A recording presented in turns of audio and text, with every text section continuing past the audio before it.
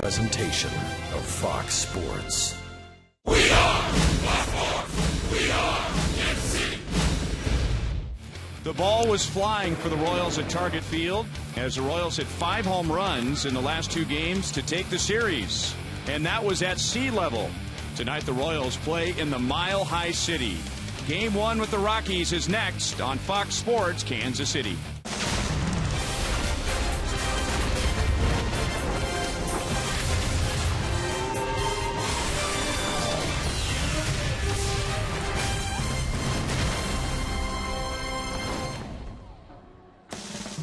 Royals baseball is presented by Academy Sports and Outdoors, and the hottest team in baseball goes to Coors Field in Denver, where the Royals are the best team in the major leagues. In interleague play, they are 14-4 against the National League. Hi everyone, welcome back to the ballpark. I'm Ryan Lefevre. The Royals kept their season together in the first half, but there were several categories where they needed to improve.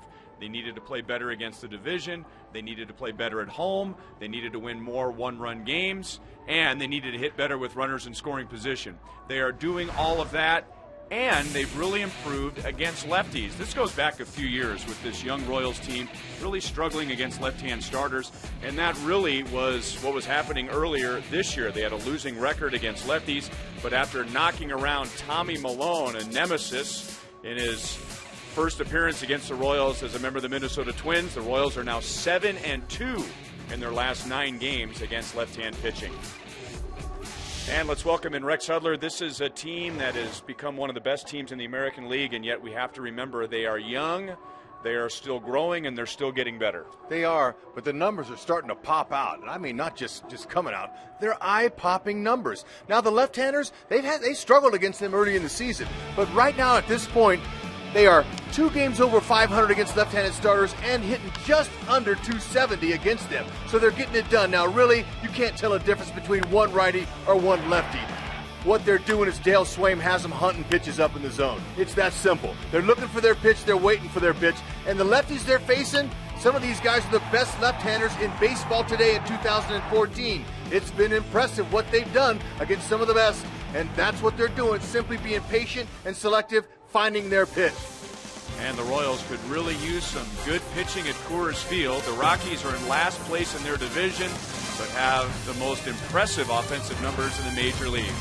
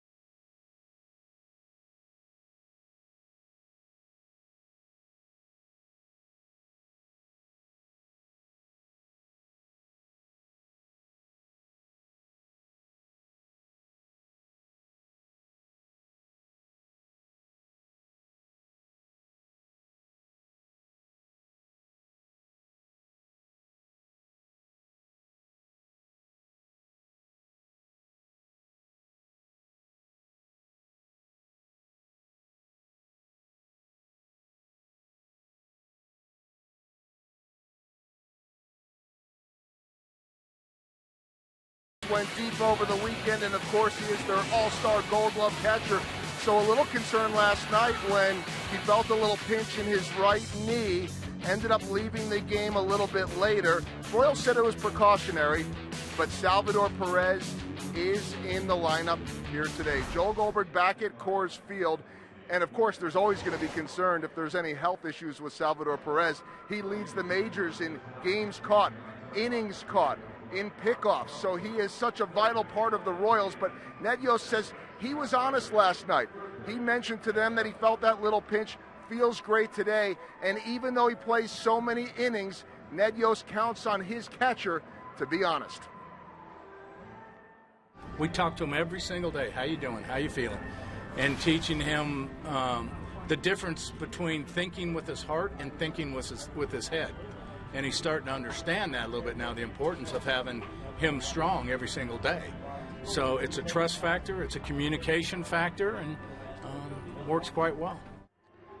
Well, this is a hitter's paradise. Nori Aoki walked in today and in English looked out to right field and said, "Ball flies." He'll lead off against Tyler Matzik. First pitch coming up next.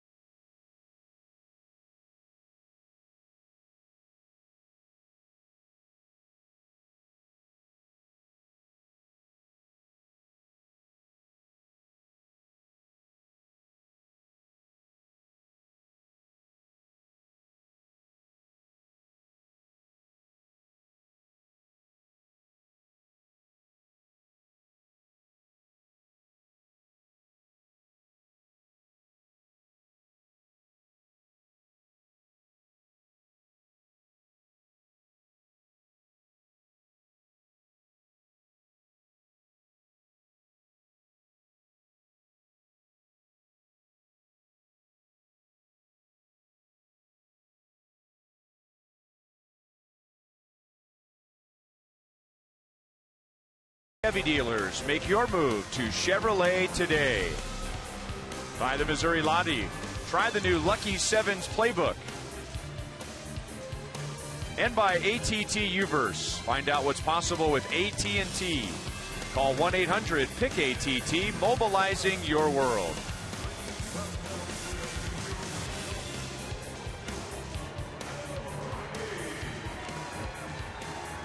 With the Royals winning last night, Detroit did not play. The Royals with a season-high 2-game lead over the Tigers. And in case you're wondering, Detroit is in Tampa Bay, and the Rays lead 4-0 in the top of the 5th inning. Happy birthday to Ned Yost, celebrating his 60th birthday today, and was on the front page of USA Today in the sports section, talking about the 2014 Royals compared to his experience with the Milwaukee Brewers. And the Royals batting order tonight presented by your Midwest Ford dealers. Pretty nice birthday present to have your picture on the front of USA Today. That's nice. But I'll tell you, if you ask Ned, he'll probably say the best gift I can get is another W. Hoping this offensive lineup that he put together can do it for him. This is left-hander Tyler Matzik, 23 years old. He is 2-8. That's the most losses of any rookie pitcher. And he's really struggled over his last 4 starts. All of those starts away from Coors Field. Yep, he's going to go 89 to 94 with his fastball. Averages out about 92. He's got a 4-seam, 2-seam fastball. Has a little bit of sink. He's got a nice little slider that he'll throw across the zone at 82 to 84. Curveball, occasional changeups. So doesn't have a lot of changeups in him. Mike McHenry hasn't caught too many runners this year as a catcher. And that could be a problem for Matzek and this young man right here who's trying to do the job for him. Put down the right sides. McHenry.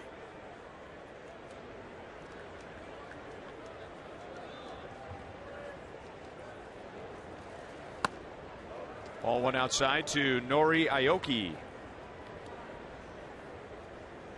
He was 3 out of 18 in the Minnesota series with a couple of stolen bases. He has really picked up his running game lately. 1 ball, 1 strike. He is 6 for his last 6 stolen base attempts. Look at how he looks around. You gotta like that. A lot of guys do that out of the batter's box. Aoki's in that box and peeking and looking at both corners. And believe me, those corner infielders, they can see him peeking at him. So it keeps them on guard because they know he can bunt.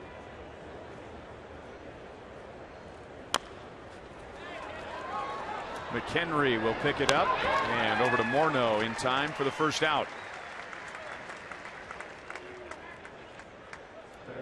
McHenry did a nice job of clearing himself from the runner Aoki so he can make a good accurate throw.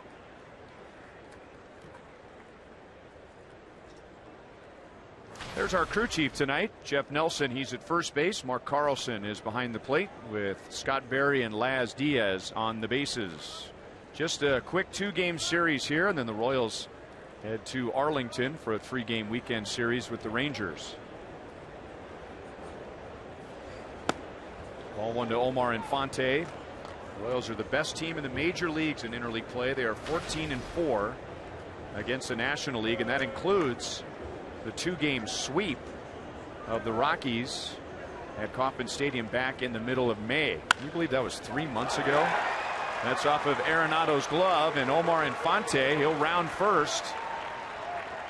And he's in with a 1-out double. Arenado, the third baseman, very good fielding third baseman. He's got good lateral move, good quickness, but Infante, he spanked this right by him. And he slowed it down enough, Arenado, to where Infante could get in there with a double. 16th double on the year for him. He legged that one out. Shortstop Rutledge threw off balance, didn't have anything on the throw.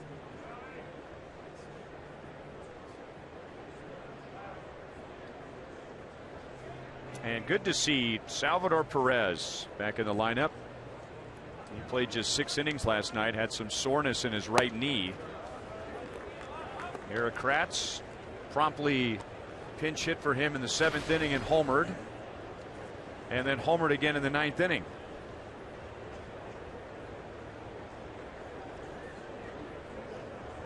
Matzek likes to throw 2-seamers to right-handers. Sinkers.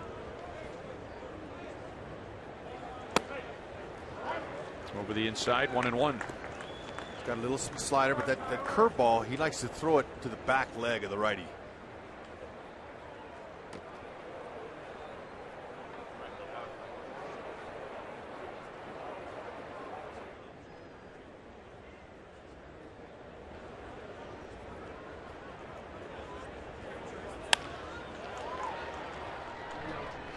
Chopped a very high pitch, Sal did, and hits it out to the second baseman LeMahieu. 2 down, and Infante goes to third.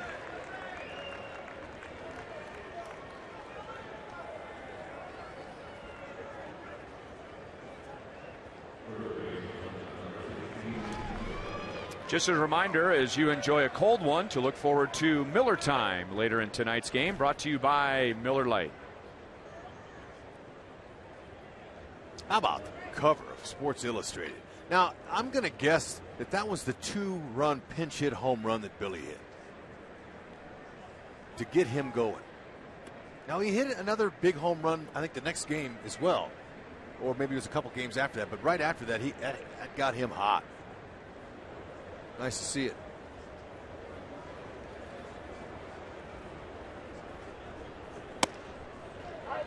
Strike from Matzek with a fastball at 94. Billy has hit in 7 straight. And now in his last 15 games, Billy Butler is hitting .400.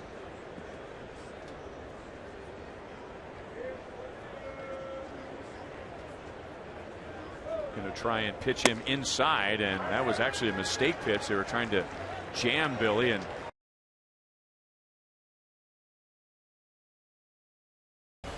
use that slider and curveball to the back leg of the righties when he needs a strikeout. Billy doing pretty good in interleague.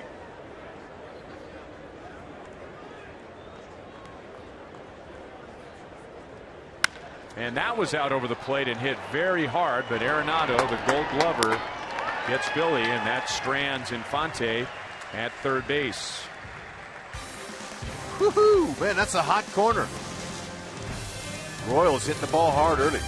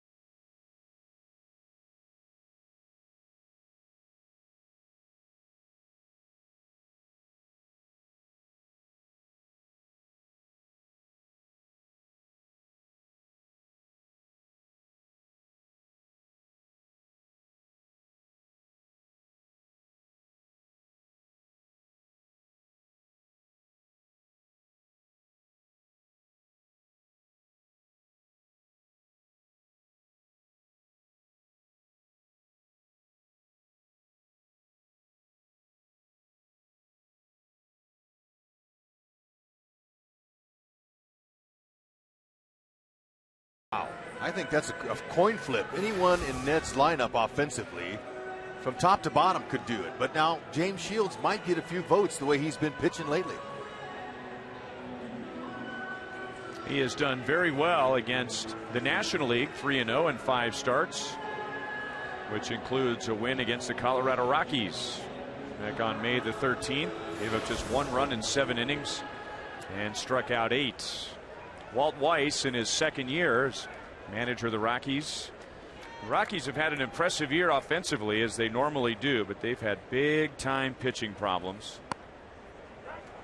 And even some of his best offensive players are on the disabled list, and 2 of his best, Troy Tulowitzki and Carlos Gonzalez, are done for the year. The Royals don't have to worry about them in this 2-game series. As Blackman hits it into left center field. He's on to begin the bottom of the 1st inning.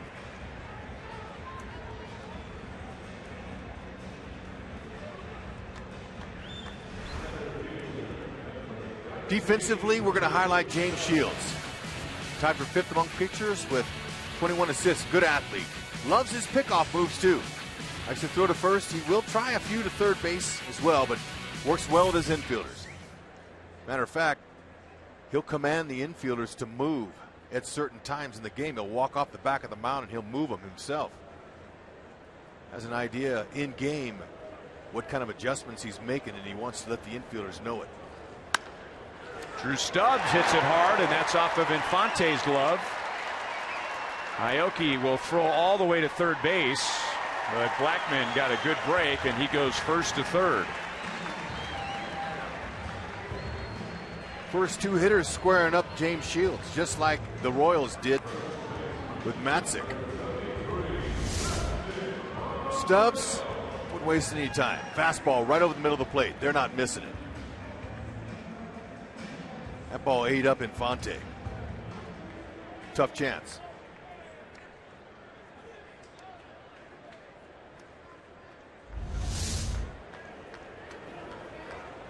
And now Justin Morneau is having a great year with the Rockies.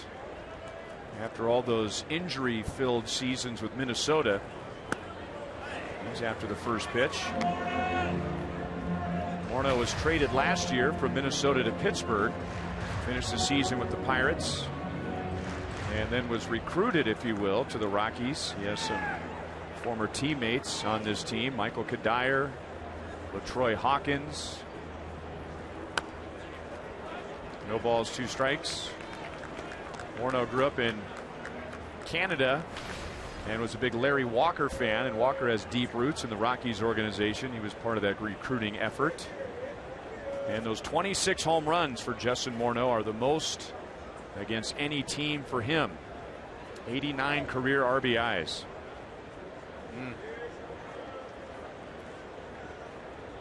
He's got a 10-game streak. He's hot. Salvi wants it up. You mentioned Kadire. What a nice break that in this first game he's not in that lineup. Michael Kadire hit for the 7th cycle in Rockies history a couple of days ago, and today he's sore. His manager told us before the game that he's got some hamstring soreness, his lower back stiffness, and he's just sore. And the Royals get 2. Yes, so the Rockies get a run. But the Royals work their way out of a potential big inning on a 6-3 double play, 2 down. I think this early in the game they'll take 2 over the run.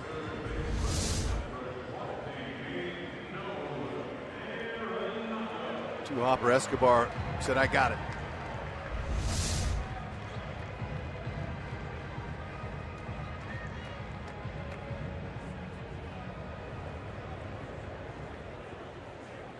Now the third baseman, Nolan Arenado.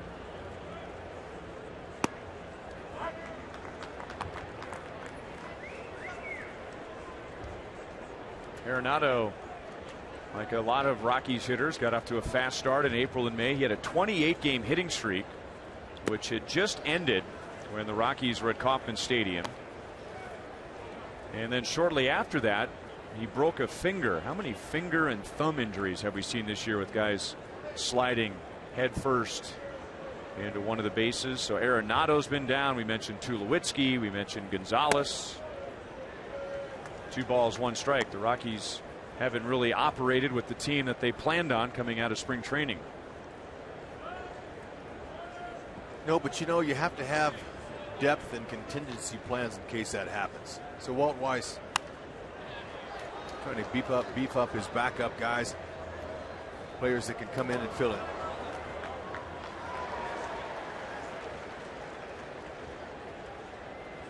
A lot of room in the outfield here. Rusty Kuntz talking with him before the game about the positioning he's going to have, his defense. He said they're going to play normal depth that they usually do. Arenado's on with a 2-out single. That's the 3rd hit of the inning for the Rockies.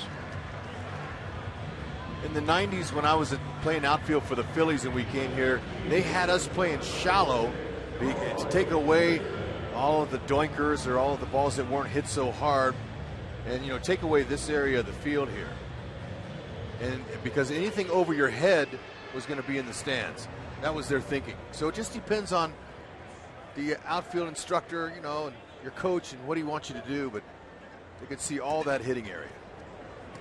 Great hitter's park.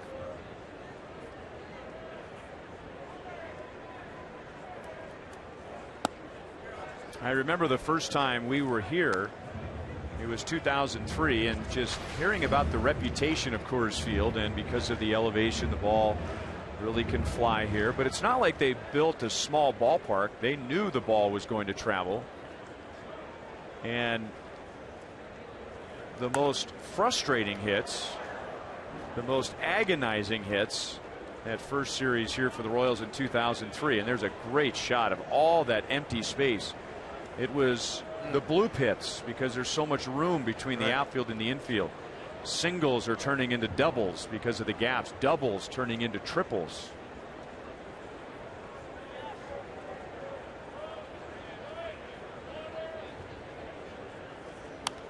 Dickerson never gets cheated. He takes a rip. Now he's got a big backswing as well. So when he takes that rip, he kind of coils around, and he's hit 5 catchers this year with his backswing. Salvi will have to kind of keep an eye on that. Last thing Salvi needs is to get hit in the head or in the back with a bat.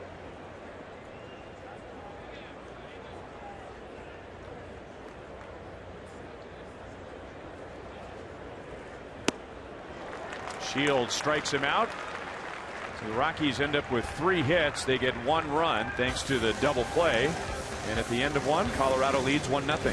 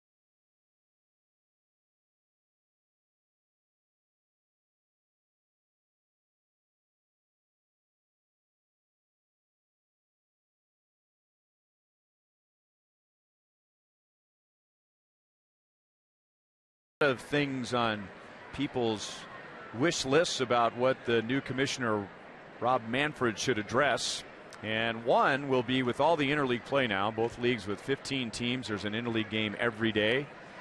What should Rob Manfred do about the DH rule? Should they give both leagues access to the designated hitter? Should they get rid of the designated hitter, or keep it the way it is? The American League uses the DH, the National League does not. What do you think? James Shields will be hitting tonight with no DH, much to his delight. Yep, you know he's fired up about it.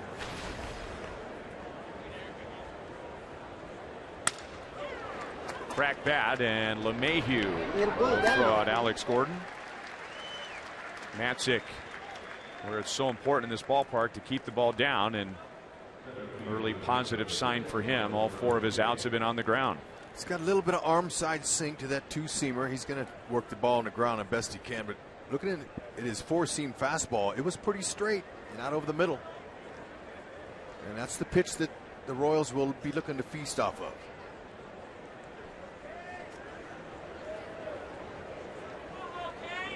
He's going to try to use it to get ahead. Hunt it out. Lorenzo Cain had just 6 at-bats in the Minnesota series. Fooled badly by that pitch. Fastball at 94. This is just the 2nd time in the last 6 games that Lorenzo has been in the starting lineup.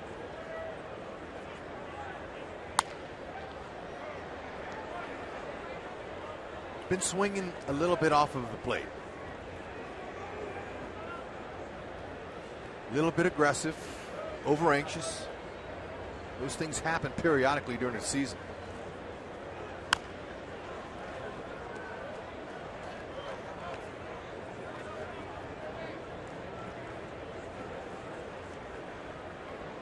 .304, a couple of homers and 8 ribbies in interleague games this year. Runs okay. Breaking ball down and in, strikes him out, and that's Matzek's first.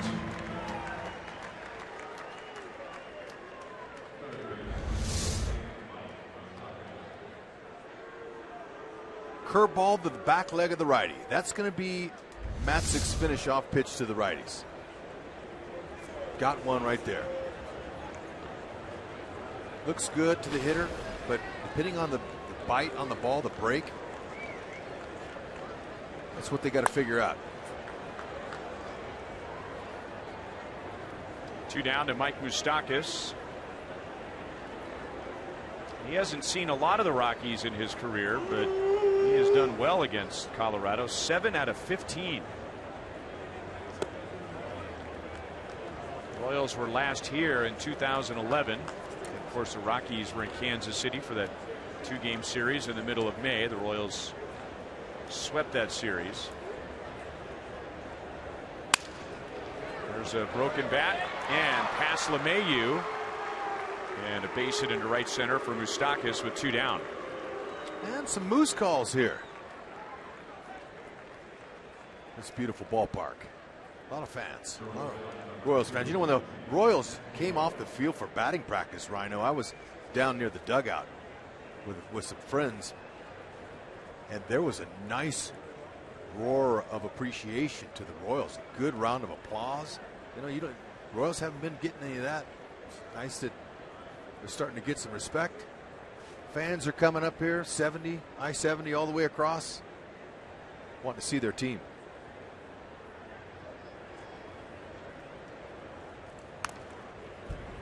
Fouled away by Escobar. So the last time we were here, 2011, part of our AT&T U-verse Rewind.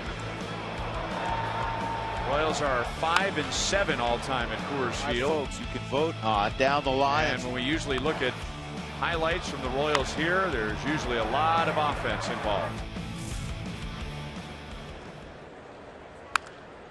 Really don't need a lot of wind to help you hit homers here.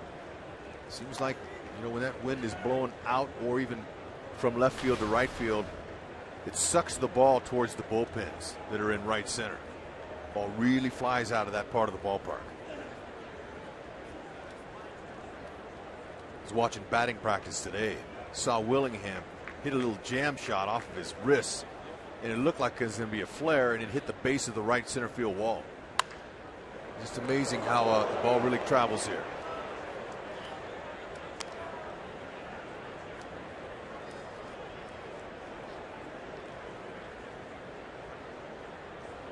Heskey had 5 RBIs in the Minnesota series.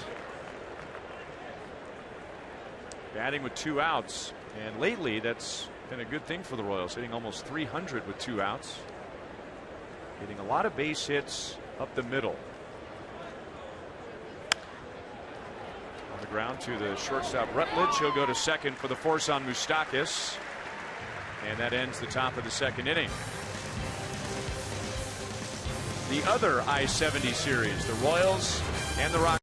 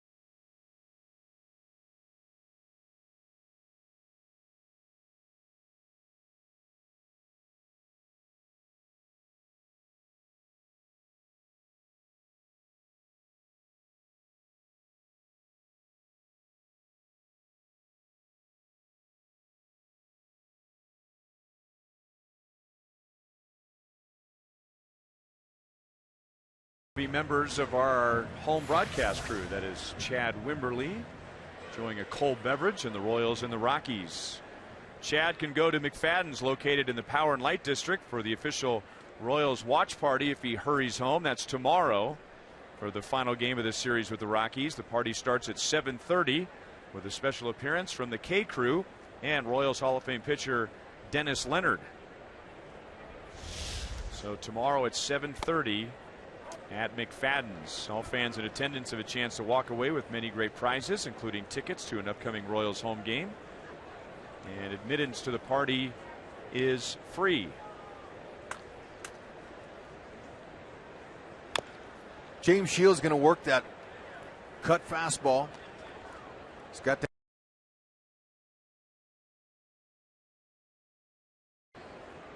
But mainly, he's going to bore that two-seamer in there and work the cutters in on lefties, away on righties. Change-ups to both sides. He throws it to either one, righty or lefty. There was one there. Ball carries, so it's a long run for Alex into left center field to get McHenry.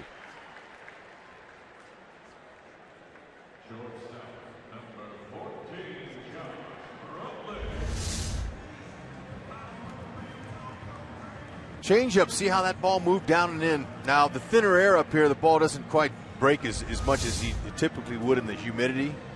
When the air is thicker, it catches more air at the seams of the baseball, so it does a little bit more movement for the pitcher. So this thin air will not allow the break as much. So it's important for James to keep the ball down.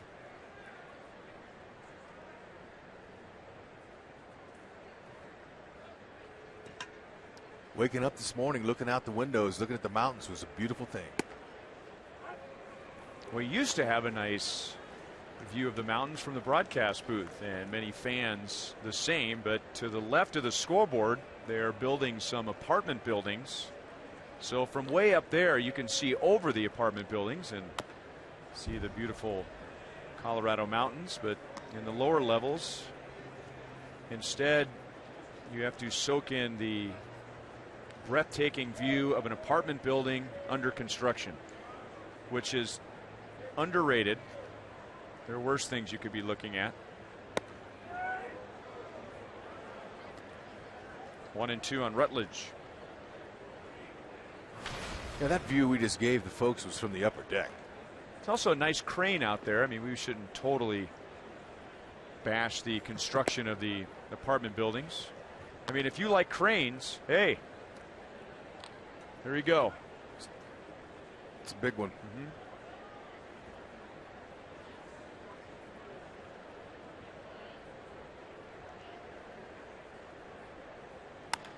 Rutledge gets jammed and muscles it out into right center for a base hit. 4 hits for the Rockies in an inning and a third, all singles. Rutledge is on with 1 out. That's what we're talking about. Jam shots, anything hit off the end of the bat, the flares, they always find some grass out there because of the carry of the ball. Got any kind of full swing like Rutledge just took right there, that's all it takes.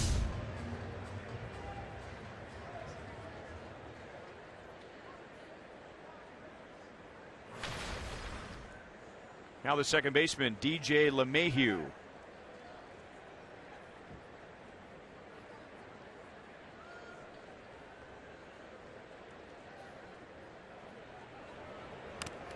Rockies have a couple of hitters that are streaking. I mentioned Morneau's 10-game hitting streak. Dickerson has a 12-game hitting streak, but they also have 3 hitters who are struggling. Ooh, Sal takes that off the shoulder. Yeah, that hurt. Blackman, Rutledge, and this hitter right here, LeMahieu, have struggled lately.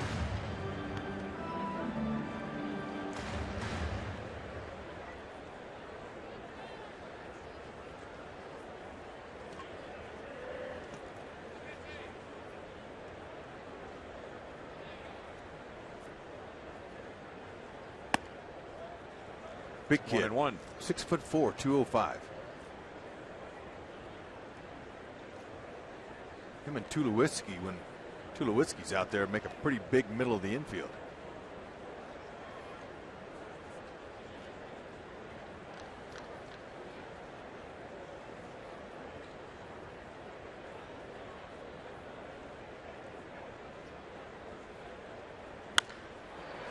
Line to right. Nori makes a tumbling play. So that time the carry helped the Royals. That ball stayed up. It didn't sink.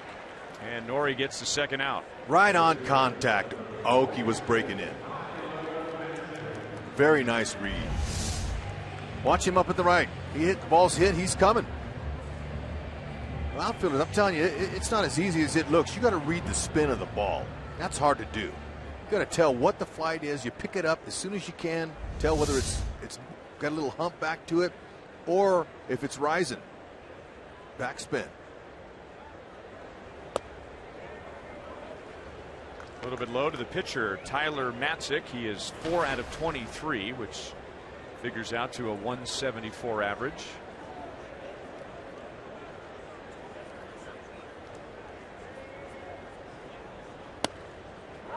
One and one. You know, Matzik, he's shown that he'll do a little slug bunt, little butcher boy. He'll act like he's squaring around, and then he'll pull it back and try to make some contact. So he's an athletic pitcher with the bat in his hand.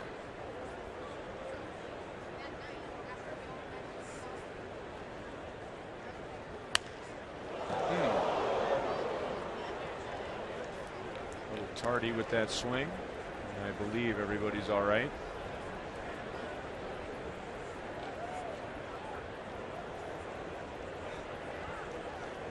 All right. Might have hit the seat. 4 for 23 he is as a hitter in his career. Shields gets his second strikeout, and the Rockies are scoreless in the second inning. Matzik, you got to go.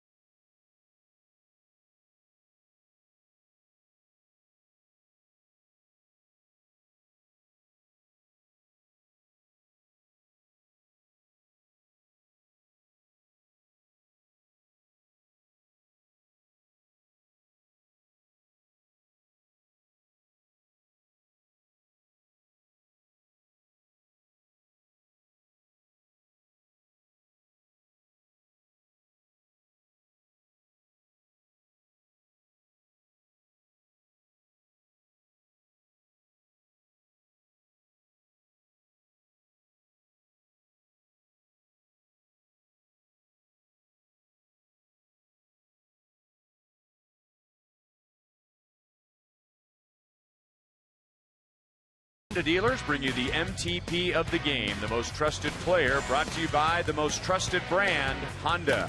Oh, if James Shields knew we were showing his hacks in St. Louis right now, he would be pumped. He loves to hit.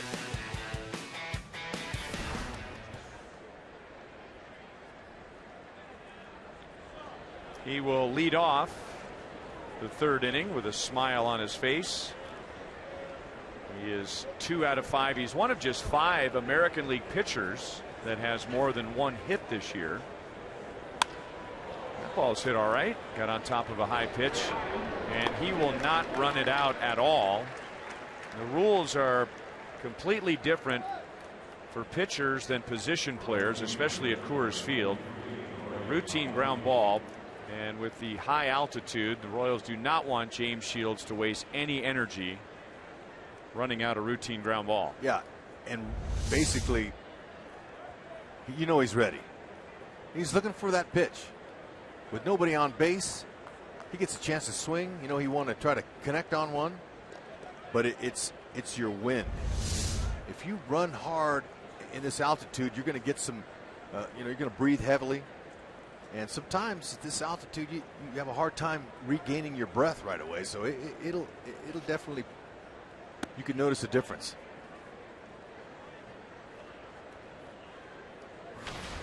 Nori opened the game with a little tapper in front of the plate, and McHenry threw him out and tapped it again, this time off of his foot.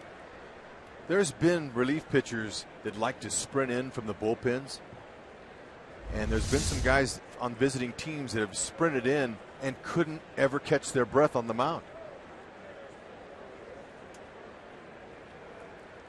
That's why he's got that hitting shin guard there, but he looked like it got him on the instep of his right foot.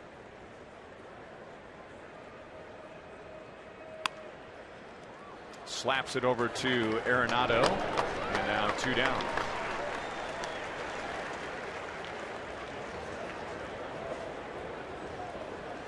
It's time now for you to tweet your photo using hashtag KCFanPhoto for having a chance to have it shown during tonight's game broadcast, brought to you by AT&T.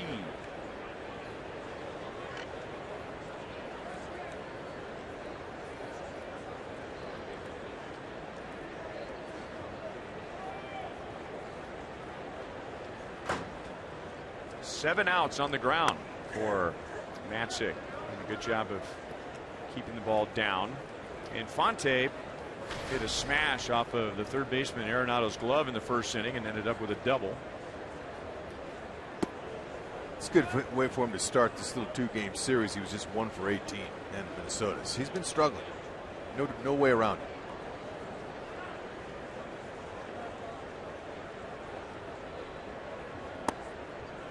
Good pitch at the knees, 2-1.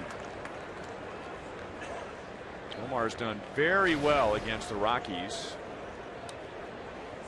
400 in his career at Coors Field, and just under 400 in his career here or otherwise against the Rockies.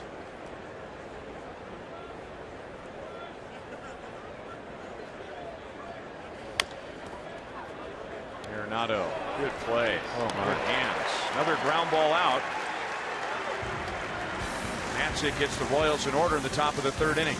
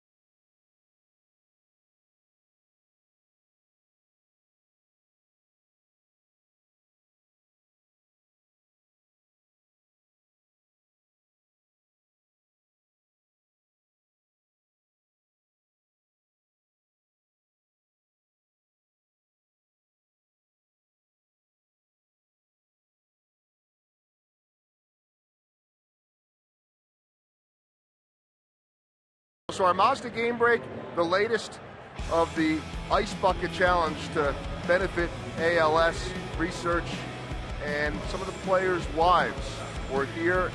How often will their husbands ever be allowed to do this and get away with it? It may be the only time. From left to right, Lacey Holland, Jamie Gordon, Caitlin Davis, Stephanie Moustakis, and Sarah Musabi Greg Holland, Alex Gordon, Wade Davis, Mike Moustakas, and Danny Duffy taking part in that one. And never again will it happen. But they were challenged by the Minnesota Twins wives. And not all of the wives are here on the trip. Maybe good for them. They got to get out of it. I don't know. But they had 24 hours to respond to the challenge. So they did that and went on to challenge some of the wives, all of the wives, with the Tampa Bay Rays. So nice job there by some of the Royals wives. And good for the guys for being able to pull that one off. Yeah, it was awesome to see Lacey Holland. She plugged her nose. She held her nose. It's just great. Thank you, ladies, for helping. That challenge from the Twins wives, that happened after the game last night, right? I think they all lined up in the dugout. And the husbands, after losing to the Royals, got their buckets of ice water and poured the ice buckets on their wives in the Twins dugout, similar to the Royals with their wives in the dugout here at Coors Field. That's hit hard to center. Kane there to make the catch to get Blackman, who scored the Colorado run in the first inning.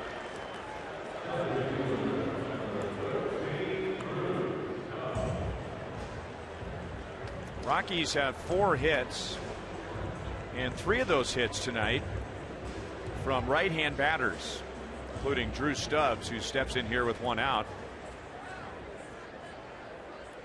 In Shields' previous 3 starts, he did not allow a single hit to a right-hand batter over 23 innings. It's pretty impressive. He's finishing strong. Strong finishers impress management of baseball teams. And another hit for a right-hand batter. Stubbs can really run, and Alex has to go a long way to get to it. And Stubbs has an easy 1-out double.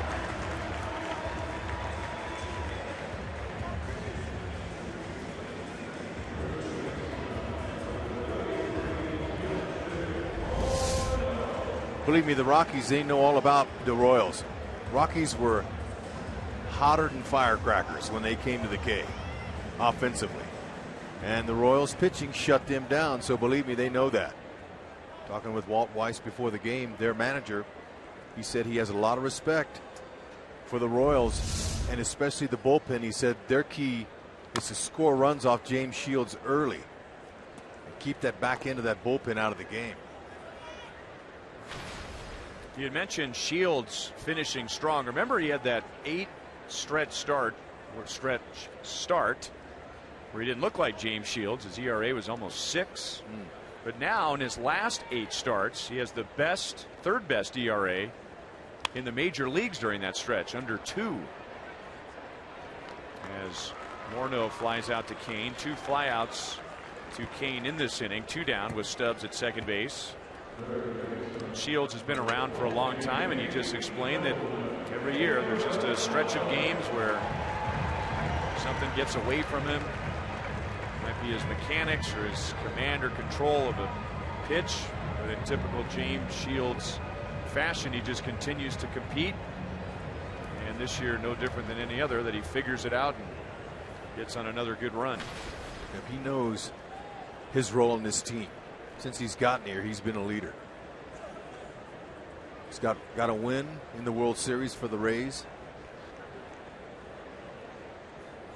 And he's been one of the reasons why the Royals pitching staff, the starters, all 5 of them, have been competing against each other.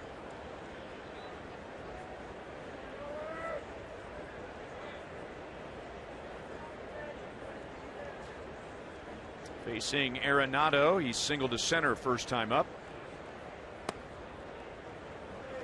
2 balls, no strikes. Our Toyota League leaders for tonight. Royals starting pitchers lead the American League in innings pitched. And James Shields has pitched the most innings of any starter. He is 4th in the American League.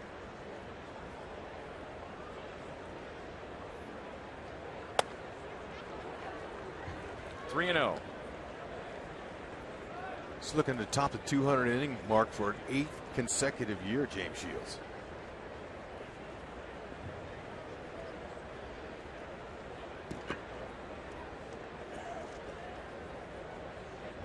He'll be swinging. He likes it. Instead, ball 4 on 4 straight. Shields' first walk. Rockies hitting 278 with runners in scoring position. Pretty nice mark. Dickerson, he's got the highest average, or actually the second highest behind McHenry with a runner in scoring position. 367.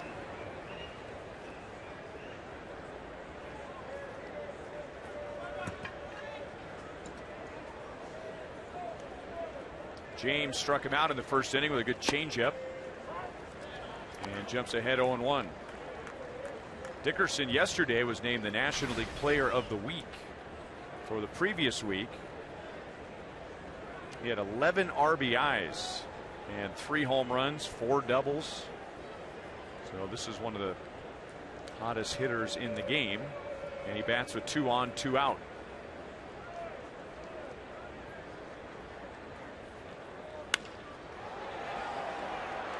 Kane makes the play. Kane had all 3 putouts. The Rockies get a walk and a double, but they strand 2, and at the end of 3, it's still 1-0 Colorado.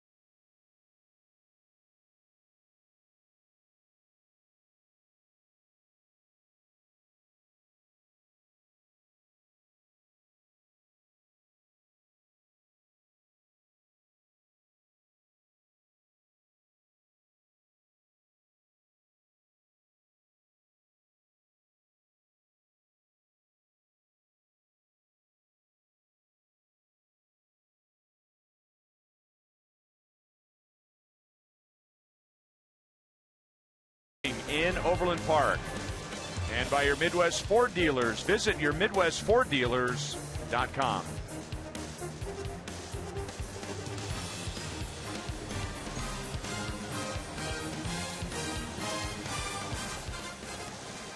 Rockies got their run in the first inning.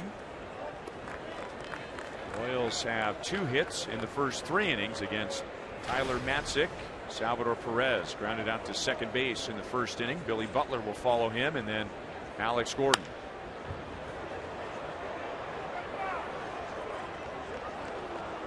One ball, 1 strike. Let's take a look at the pitch breakdown from Tyler Matzik. See that, just 9% changeups. That's unusual for a lefty. Most left-handers use that pitch to throw them off their fastball. So he's using mainly that slider and curve for his secondary pitches. LeMahieu takes care of Perez, 1 down. So second time through the order, look for the fastball early in the count.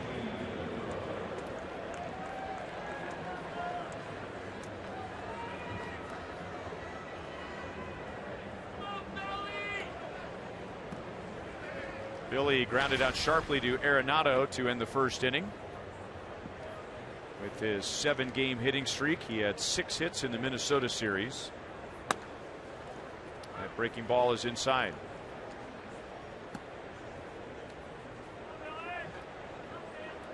That slider's 82 to 84. Curveball 74 to 78. And there's the four-seamer.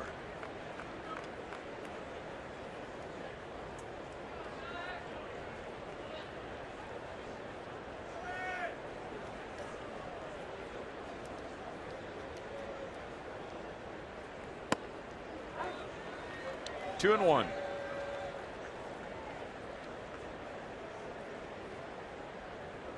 Matzik keeping the ball down. Of his first 9 outs, 8 were ground ball outs, and then the Sal pop up in this inning. Staying inside, 3-1. Mike McHenry, the catcher, is catching him. Not a real big guy, 5'11". See that view? Wow. Get a nosebleed up there.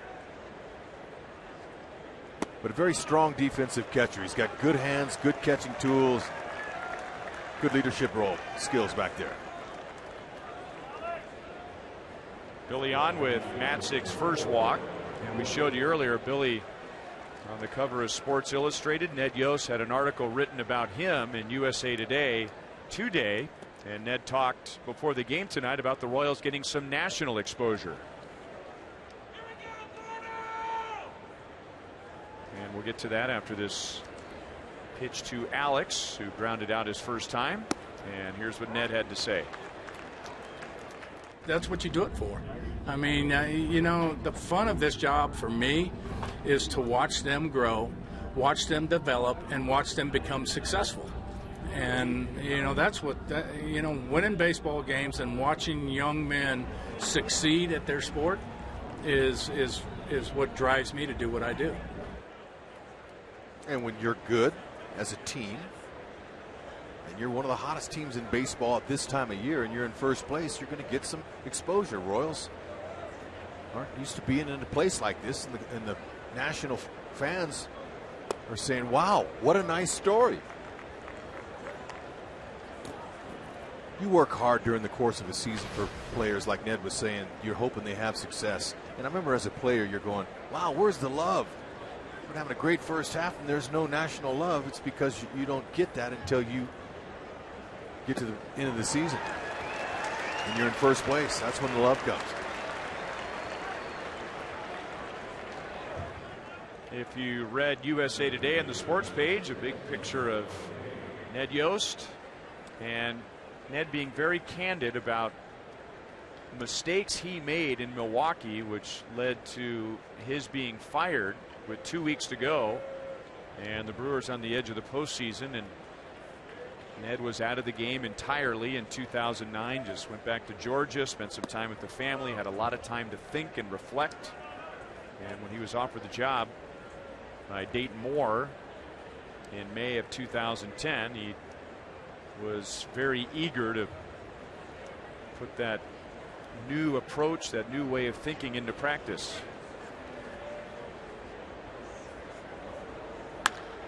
Kane lines it into right center field, and it goes all the way to the wall.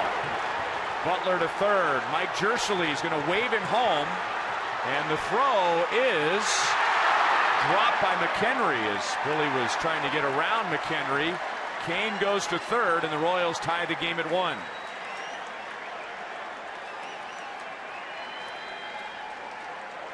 Perfect path to the ball by Lorenzo Kane. And great running by Billy. And a good slide at home. Rarely do you see Billy ever have to slide, but he's going to have to. Lorenzo Kane short. Picked out a pitch, got one over the middle, short to the ball. Billy hitting the inside part of the base. Reads the throw from the catcher, had to go around him. Just barely caught the plate with his left hand.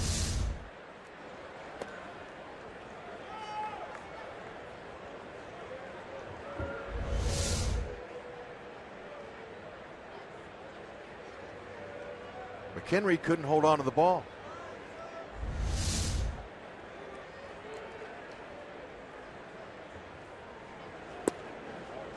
Inside, 2-0 on Moustakas. He singled his first time up. The Royals can mount another 2-out rally like they did in Minnesota a couple of times in that 4-game series. They got their runs in bunches. 2-1 on Moustakas. They're going to call Kane's hit a double and going to third on the throw home. Billy's feeling the elevation a little bit. You see that? Talked about how, that's a long way to go first to home. It takes a while for you to regain your breath. Now, there has been some visiting teams that have come in here with oxygen tanks in the dugout and give it to players. But I talked with the training staff today. They said, you know what, we're not going to, 2 games here, we're not going to worry about that. We don't want to put that in their mind at all. Mind over matter. There's Nick Kinney. He's trying to help him with his breathing. Morneau will go to the bag. Lorenzo Cain with a double, scoring Billy Butler from first base. Run, Billy, run. Oh, look at him go. I can't believe he's that fast.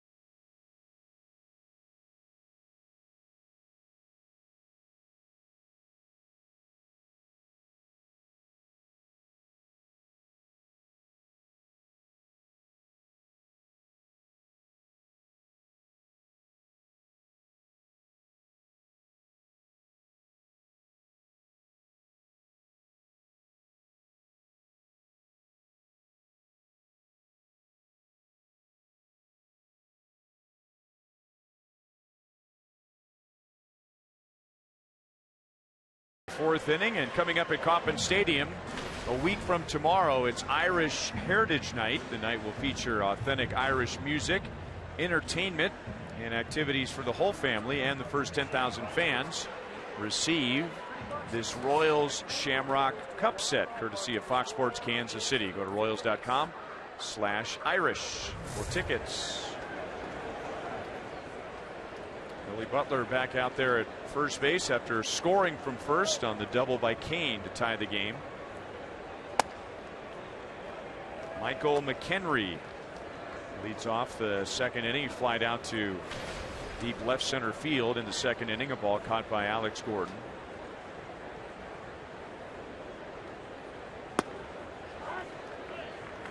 One and one. Rockies scored in the first against Shields. They had runners at first and third, nobody out, and Morneau grounded into a double play, which scored Charlie Blackmon.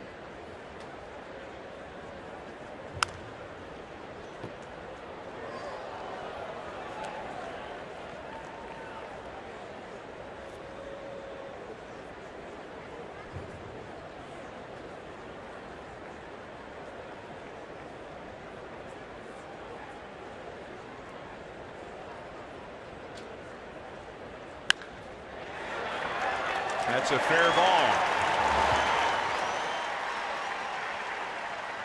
Michael McHenry checks in at second base with a leadoff double.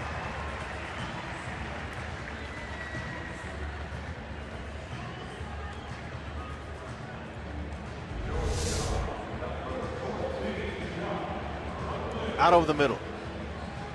Salvi was setting up inside. You miss over the middle, it's amazing how many times that hitter squares it up, because that's where he's looking. Have a better chance to square it up between the lines.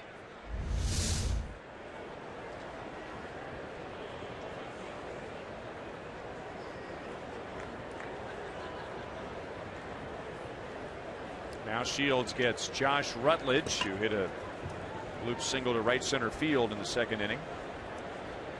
Rutledge, a .319 hitter with a runner in scoring position.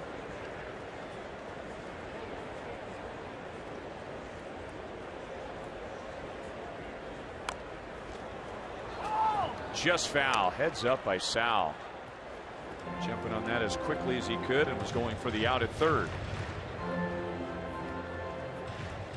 Yep, Rutledge being a shortstop, you're expected to do the little things, move the runners. James Shields, pitch breakdown tonight. We're seeing what he's doing. Mainly fastball changeups. Might have to mix in a few more breaking balls because they've been getting on his fastball. See if the overall body of work. Now Rutledge, he took a shot to right field there.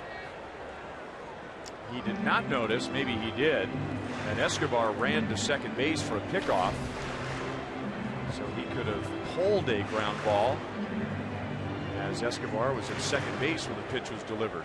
You know, sometimes you see that as a hitter, Rhino, but you're concentrating on just seeing that ball and picking it up. I mean, if it's inside, you might try to take a shot and pull it, but it happens so fast that you can see the shortstop or the second baseman out of the peripheral vision, but your focus is on his release point.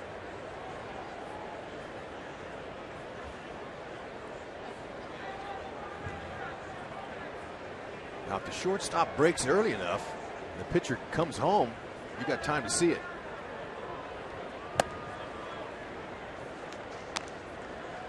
One and two.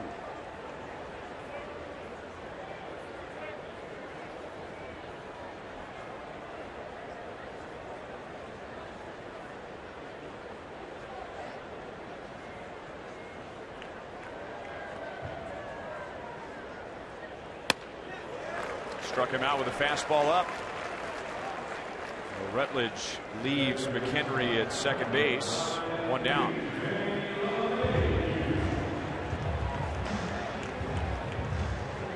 Don't forget to vote for the Royals Player of the Month at rallyhouse.com/Royals, and you'll be entered to win a majestic prize pack from Rally House.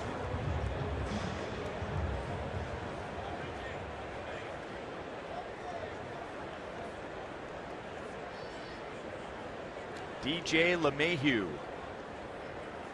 with the pitcher on deck.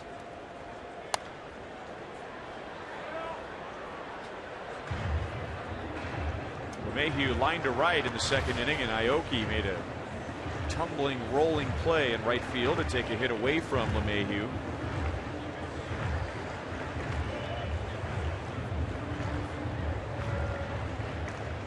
McHenry opened the inning with a double.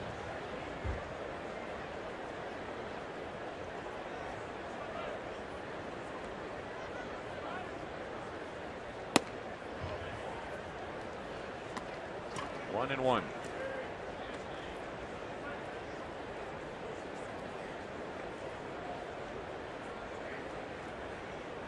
Maybe there's a reason that James isn't going to his curveball more. I think maybe he realizes he's not going to get the break on that ball like he normally would in a more humid condition. But everything looks pretty straight and flat. Not from just him, but from Matzik as well. Two down, and McHenry held at second base. The most famous example of that, the late Darryl Kyle, who had a great career with the Houston Astros. He came here, and the curveball just didn't break like it did in Houston. And then he went to the St. Louis Cardinals, and the curveball was back again. Rockies over the years have spent a lot of money at times on big name pitchers to try and improve their pitching numbers in this ballpark. Denny Nagel, Mike Hampton, and Darryl Kyle, and the ball just doesn't move here like it does a lot closer to sea level. It's amazing what it can do when you're a mile high. Thin air.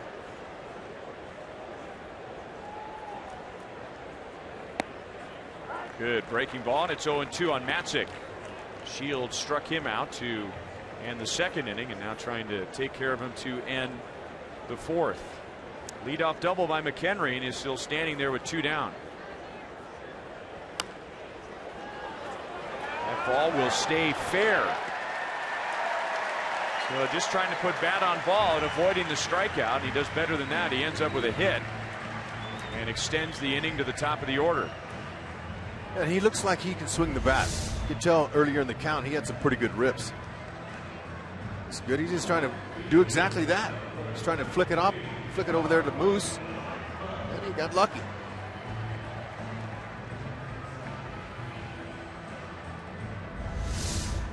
And on that topic, let's take a look at our sprint question of the night, talking about the DH. 42% want to leave the rules the way they are. 37% would like to see the DH in both leagues, and only 21% would like to see the new commissioner Rob Manfred get rid of the designated hitter. What do you stand on that, Rhino? Well, I've got 2 angles. Ball 1 to Blackman. Number 1, I just enjoy the strategy of a National League game. But I can see where fans would much rather see David Ortiz hit than Clay Buchholz if the Red Sox are in town. Right. I get that. I do have a theory, however. I don't know if it would work. It's a big picture theory, but if you did get rid of the DH, and I don't know if that's the right decision or not, if you get rid of it here, then obviously you get rid of it in the minor leagues, and then you go to work on college baseball and high school baseball and try and get them to get rid of the DH, because some of your best athletes in high school are pitchers, but then they stop hitting when they go to college and the minor leagues, and then they get to the big leagues and they say, oh, by the way, you have to hit again for the first time in 6 years against the best pitchers in the world. That maybe some of those guys would be able to hit like, we'd see more guys being able to hit like Zach Greinke and others if they didn't stop hitting from high school until the big leagues. There's very few good hitting pitchers that are out there, though. And pitchers get injured on the bases. But if they continue to run the bases and swing the bat, I think most of the guys that seem to get hurt are the scenario I just brought up. They get drafted out of high school, they don't hit for 5 or 6 years, and then they start running the bases and swinging, and their body's just not used to that. Yeah, I think it's unfair, though, for American League pitchers when they have all this interleague now. Hit him. You know, American League pitchers, they never swing the bat. And so a manager, if you're an American League manager, you're afraid of the injury when they get up there. Not just swinging, but running the bases. And, you know, that'll be something they'll have to debate. Ball just grazed him. Shields, that's his 10th hit batter of the year. Guthrie leads the staff with 13.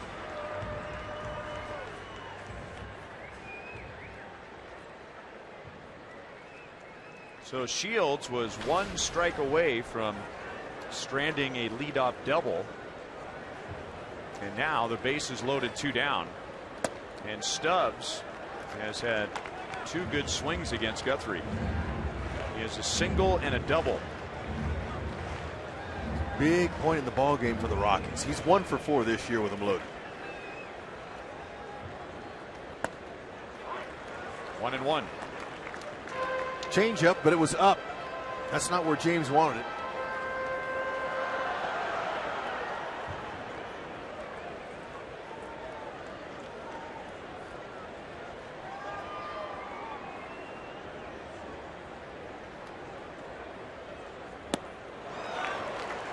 One and 2. Doubled up with it. That's a better location. Pitch before that was belt high. Stubbs took it.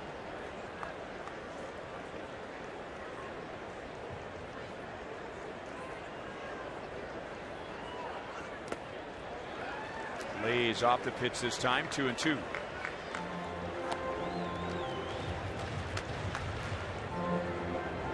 This altitude, you might work hard and it could be hot, even though tonight it's pretty cool, but you don't sweat. So it's deceiving. You think, well, you know what, I don't need water, but actually you need more water because it'll fool you. It'll mess your system up. Hydration is extremely important playing here.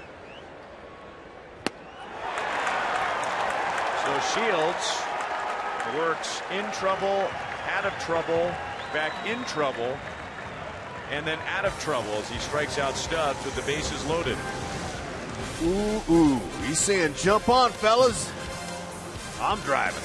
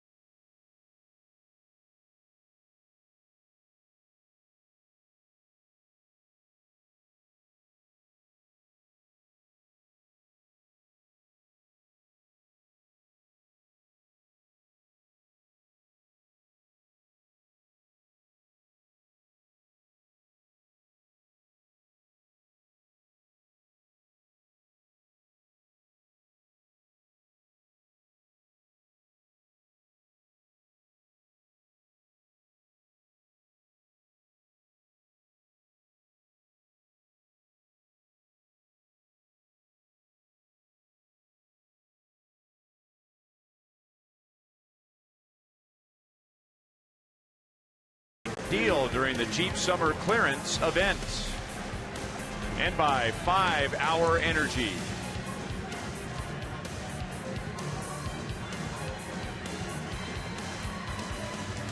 One ties. We go to the 5th. 2 games here, 3 games in Texas, and then back home for a nice long homestand. And now Farmland shows us what's cooking at the K. Don't forget about that August 25th game. It's not on your original schedule. The makeup of the Royals-Yankees game because of the rain out. The Royals will pay tribute to the great career of Derek Jeter. And then August 27th, a week from tomorrow, Irish Heritage Night. That's while the Minnesota Twins are in town. So the Yankees for 1, the Twins for 3. Cleveland comes in for 3, and then Texas for 3. 10 games in 10 days. And then after that homestand, the Royals have 1 more homestand and 2 road trips, and that's it for the regular year.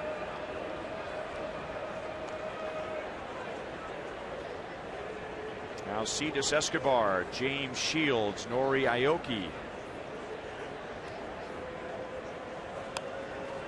Funded back into the crowd, 1-1.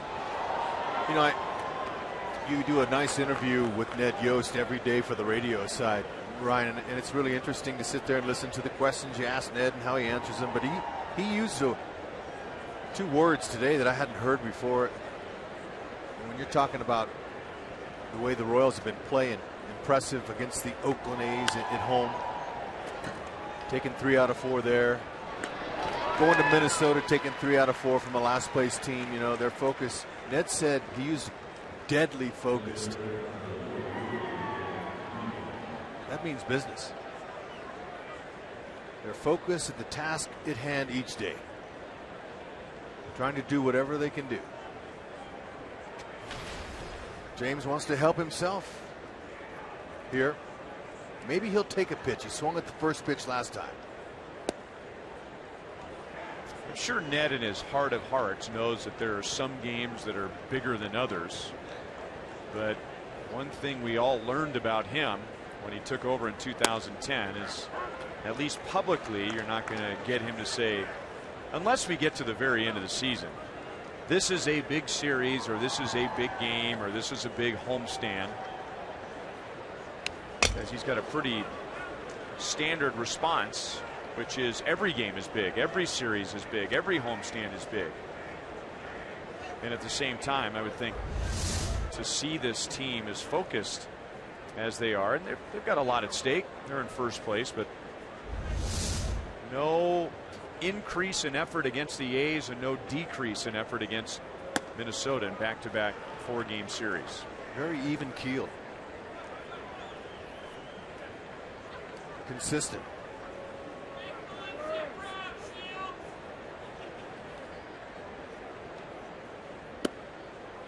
Shields works a full count. That's getting seeing a big swing, getting some respect for James Shields after that big hack he took. Now he's got to challenge him. And he did. Shields had a good swing at it. 2 down in the 5th, and that is Matzek's 3rd strikeout. Danny Duffy would call that a gangster hack.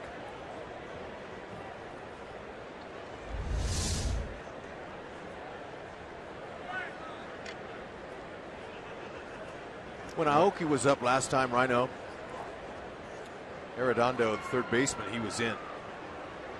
Made a really nice play with his glove. Very soft hands. Aoki kind of slapped at it, but watch him how he fields out in front. Look at his glove. His glove out here, very soft-handed. Arenado. Not to be confused with Arredondo, which I think is near Manhattan Beach, isn't it? That's Redondo.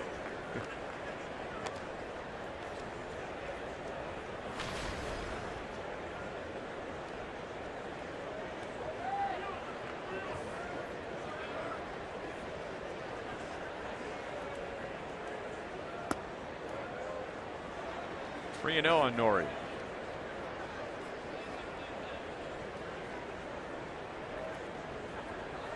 Rockies have to be thrilled with Matzek's efforts so far. They have had big time pitching problems in their rotation and in their bullpen in general, but specifically in their bullpen.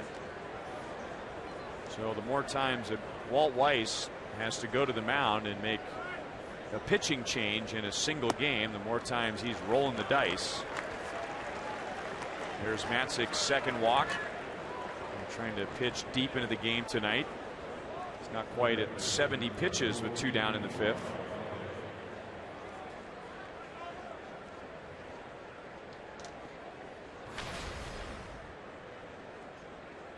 This is pretty typical for a young major league pitcher, that veteran hitters, guys who've been around, very talented hitters, learn more and more each time through the order, and he becomes most vulnerable 3rd time through the order. He's gone 6 innings in 8 of his 12 starts this year. There's a turn of events. When the game started here, Tampa Bay led 4-0, and now the Tigers have come back with 5. They're late in that game. Matzek fields, off balance throw, and that draws Morneau off the bag.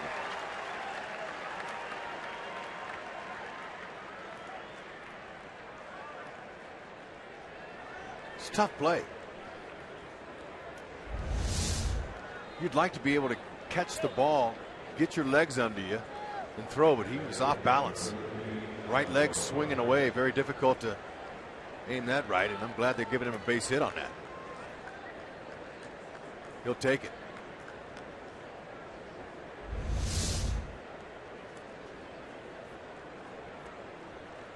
So Infante has more hits tonight than he did in the Minnesota series. And that puts 2 on with 2 out for Sal.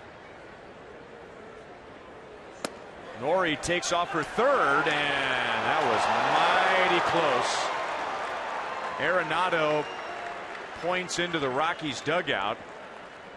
I think he wants them to take a close look at this and go for challenge. Well, I don't know. And we'll see what happens if there is a challenge, but that is a risky move with 2 down. Absolutely it is. And you got to know 100% that you can make it before you even attempt. And the Rockies will use their challenge. So Laz Diaz, the umpire who made the call, and first base umpire and crew chief Jeff Nelson will take a look. And Infante, he didn't see it. Obviously he's going on his own. He's got the green light. But with Morneau playing Infante all the way off the base. Yeah. Ooh, he got him. Yeah. Look at him. Look at Arenado focus on the tag. He's going to tag his foot. Got him. Well, if he goes in with that left leg extended first, and that didn't take long at all. So that ends the inning. The Royals' number 3 hitter coming to the plate with 2 on, 2 out, and the inning ends with Salvador Perez standing in the batter's box. Not good.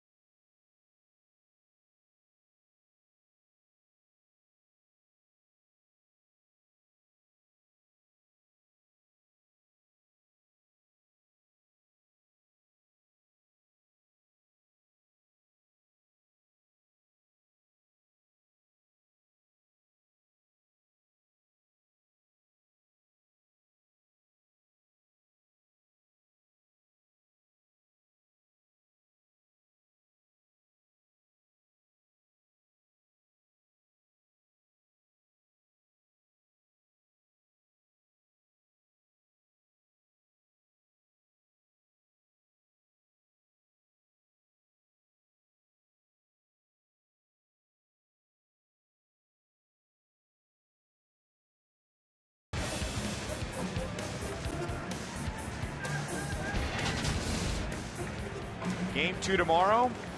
Current Royal against a former Royal, Danny Duffy and Jorge De La Rosa. Duffy with his 2.6 ERA. De La Rosa 4.32. Same time tomorrow. Coverage beginning at 7 o'clock Central Time, and the first pitch at 7:40.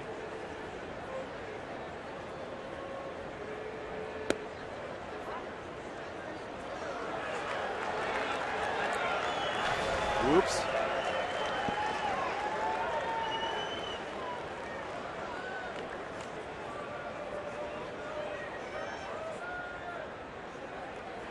Morneau grounded into a double play in the first inning, and that scored a run, and then he flied to center in the third. 2 balls, 1 strike. Justin Morneau leads the National League in hitting.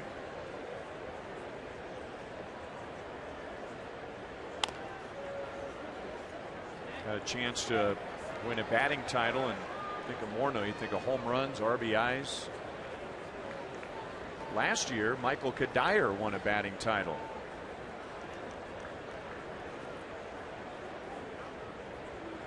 A lot of people thought Justin Morneau was at the very tail end of his career. And the Rockies signed him and brought him in to play first base after Todd Helton was here for 17 years.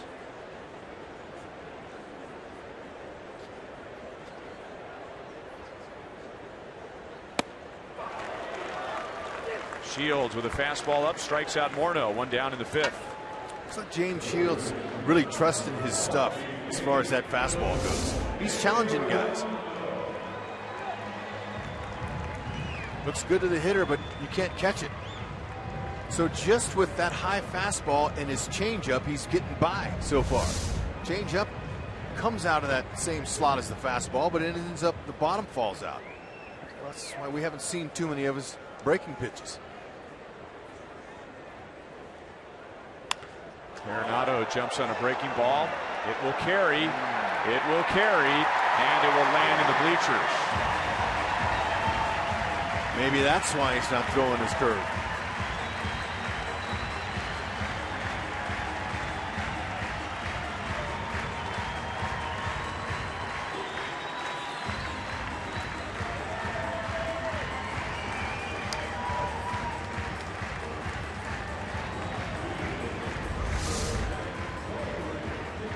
'50th RBI with a solo shot. His 13th home run. Got it. He knew it.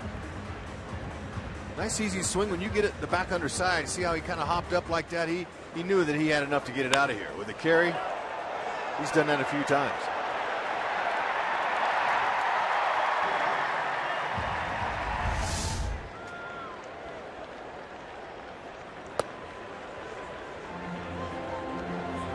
Rockies lead the National League. That's 142 home runs now for them.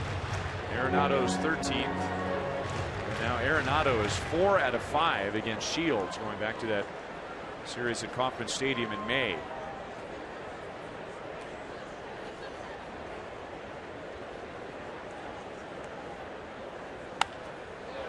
Jammed him.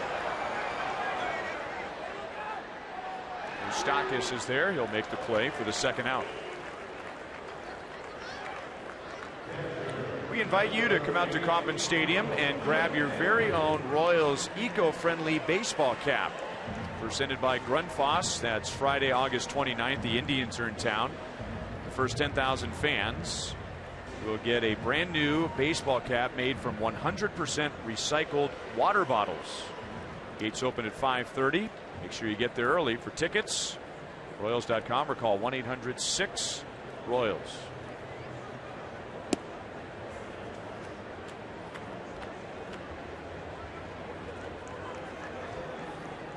So the Rockies,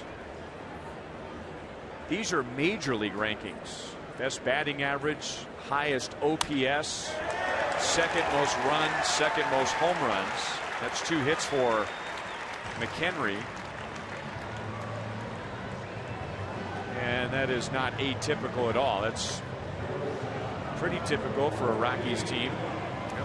OPS strong. They can hit, no doubt about it, especially here.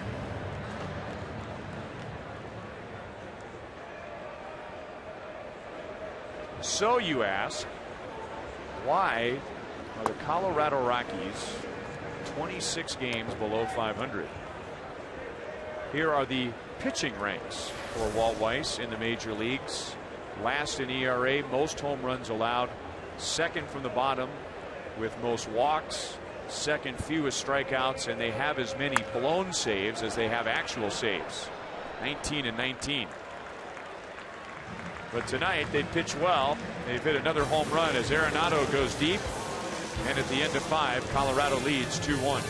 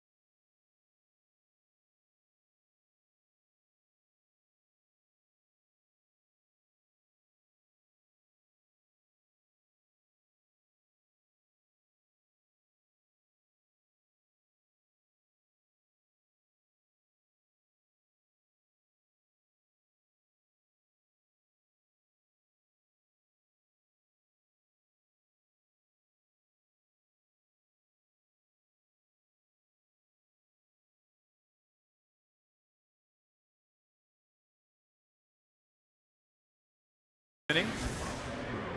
Jayhawk fans, KU Day is coming to Kauffman Stadium on August 31st. The Royals will be hosting the Cleveland Indians, and the first 2,000 fans who bring their KU Day ticket to the table inside Gate B will receive a limited edition crimson and blue Royals cap, courtesy of Rally House and Fox Sports Kansas City. The gates open at 11:30 for that game on the 31st. Let me take that back. That has changed. The gates open at 5:30. It is now a 7 o'clock game to accommodate the Sunday national broadcast.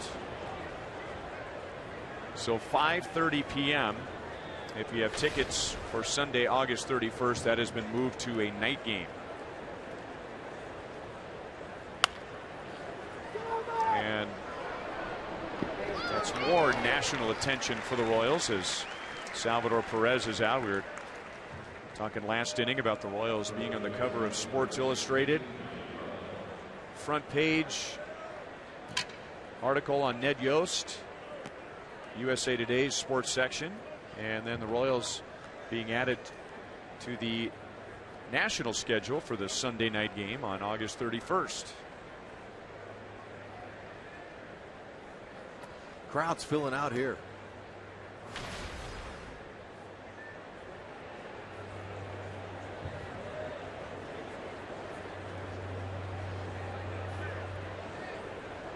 Billy grounded out sharply to third in the first inning, and then he walked and scored from first on a double in the fourth.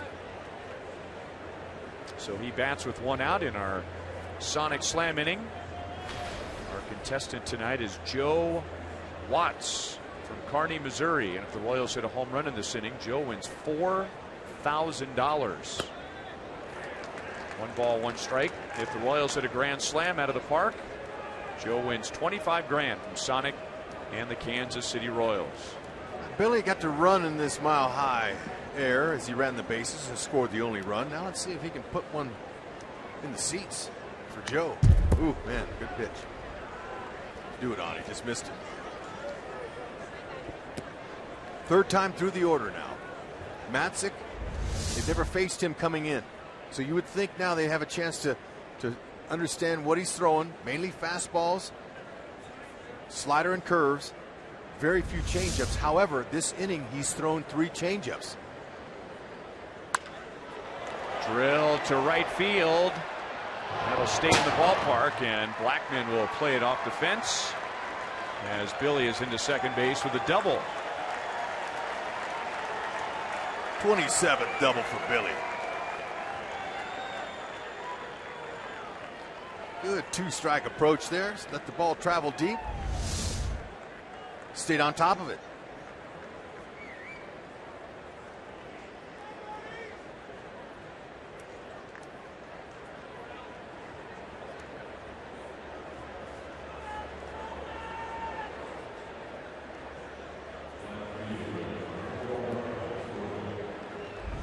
Billy has an 8-game hitting streak now with that 1-out double.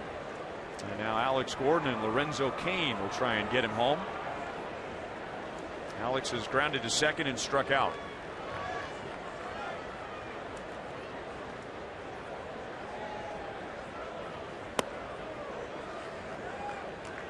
See if Alex can put to use that .358 average with runners in scoring position right here.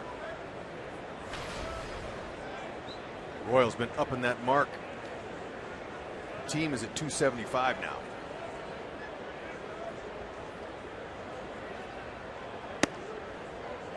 Inside 2-0. Saw Charlie Blackman throw that ball into second base. He's got a pretty good arm. He's got 3 outfield assists. Drew Stubbs in center's got 6. Corey Dickerson in left has a couple. Typically your arms are in your right field. Center field, it's hard to throw guys out from that position at home. So a lot of those assists from center fielders are usually guys going to third base. That's why you have your strongest arm in right field, because it's the longest throw from there to third. That's right. Weakest arm generally in left field with the short throw to third base. That's why you see a lot of hitters try to hit the ball to right with a runner on first.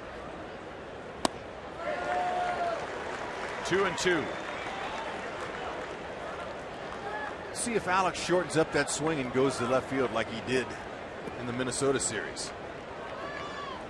Got him some base hits to left field on a couple of pitches that were 3-4 inches off the outside part of the plate.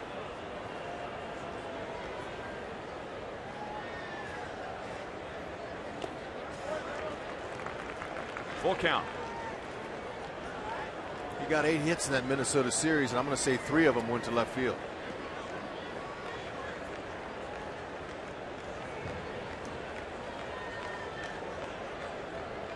Tampa Bay has tied it. So more bullpen problems for the Tigers.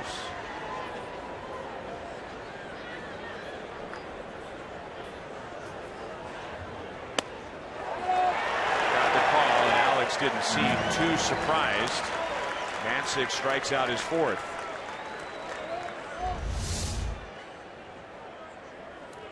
Boy, that's the big curveball he used there. Started at Alex's back. That'll freeze the left-hander. We're usually right away on picking up that release point.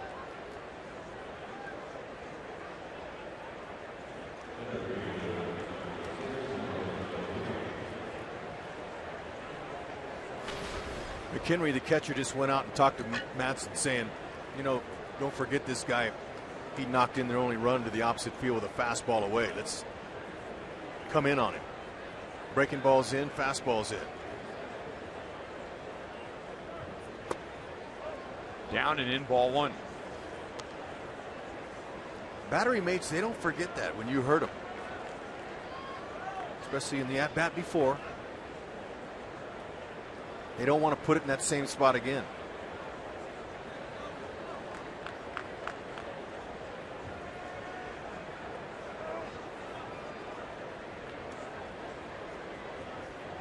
Billy can get a little bigger lead at second base, especially the secondary lead. That's the lead after the pitch. There's nobody going to sneak in there behind him.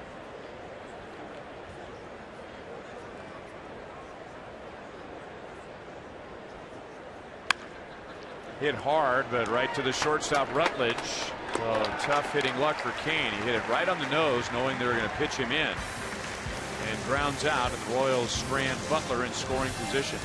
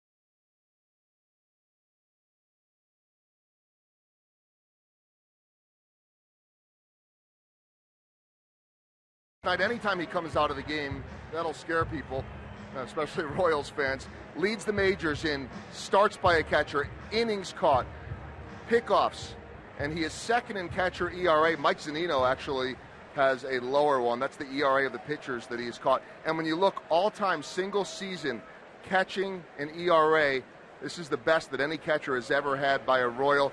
Buck Martinez, John Wathan, Darrell Porter on that list. Salvi is there twice. That says a lot about Salvador, and obviously to be on that list, I mean, you look at Mike Zunino with Felix Hernandez and some of the great pitchers there, but there's something to be said about good catchers handling a pitching staff, and every one of these Royals pitchers will tell you that they love throwing to Salvador Perez. They have said that since he was in the minor leagues coming up, and they'd see him in spring training. And, you know, talking guys to Ned Yost today, and we touched on this at the beginning of the broadcast, and I said, look, we want him to be honest with us every day, and he is, and we gauge it day to day if he needs a break or not. They're very aware that they can't wear him out. Mild weather has helped some too, but I go back, Hud and Ryan, to a conversation I had with Jose Molina down earlier this year when we saw him in Tampa Bay, and you know, he was saying that I believe the two guys in the league at any position that you cannot afford to lose are Yadier Molina, that's his brother, and that might sound biased, but I think we all know how good Molina is, Yadi, and Salvador Perez, because they just are not replaceable. Yeah, that goes from his signal calling ability, the retention of the game plan throughout 1 through 9 innings, but also the energy, the enthusiasm that he brings.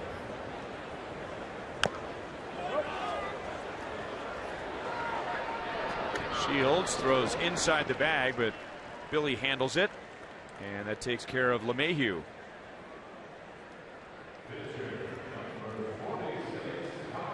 Those were also playoff years, by the way, the other catchers on those lists with the low ERAs in Royals history.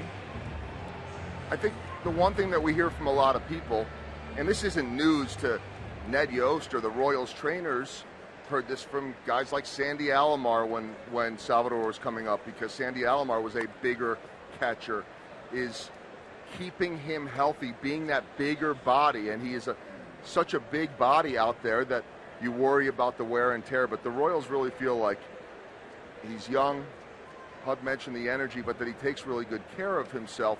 And so I think that's the concern, you know, on any great player, of losing a guy and keeping him healthy. But he gets such an incredible workload behind the plate there, and I think that's what they need to wrestle with on a regular basis, is there's such an importance of having him in there. He's such a central part of this team. Oh, and obviously a huge emerging leader. And we didn't even mention his catching and throwing, his throwing skills. He's the only guy in the league besides Yadier Molina, who's in the other league, that picks off around the bases. And any coincidence at all that Yadier Molina, who's been out for a while, St. Louis Cardinals are not in first place. They're in the race, but they have had a lot of struggles this year based on what their expectations were. And so, you know, that obviously has had a big impact on them. But I don't know if you guys were surprised or not when you walked into the clubhouse today and saw Salvador Perez's name in the lineup. I wasn't too surprised. They said it was precautionary last night, and you know, you talk about being honest. Salvador Perez was the one that brought up to them that he felt a little something. He could have hidden that if he wanted to. He could have just tried to play through it. The fact that he was open and honest with them is going to allow them, the training staff, Ned Yost, to trust Salvi.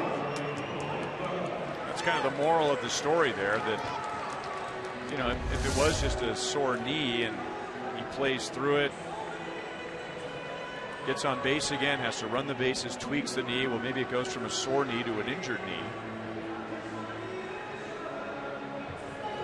I watched him walking to the bus last night in Minnesota, and he was his jovial self. He was his you know, bebopping, talking, having fun.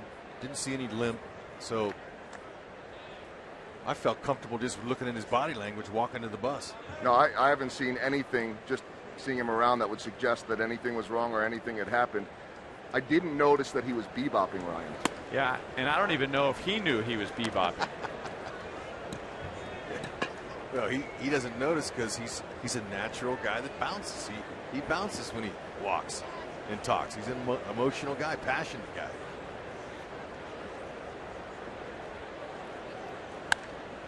It's a little known fact That while bebopping became famous in the United States in the 50s, it actually started in Venezuela. I wouldn't doubt it. Salvi's got it, and so does James. Get him some runs.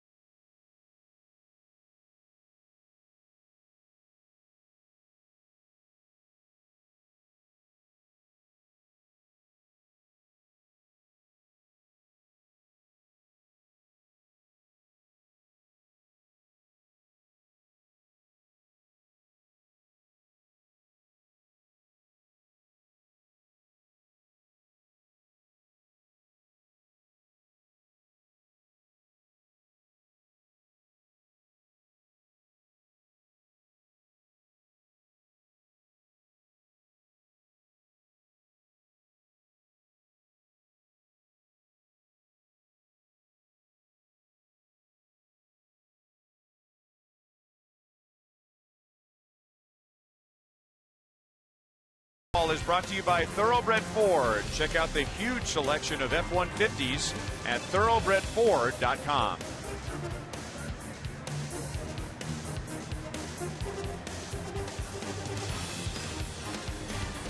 A well-pitched game at Coors Field, which is the exception and not the rule in our Academy Sports leaderboard.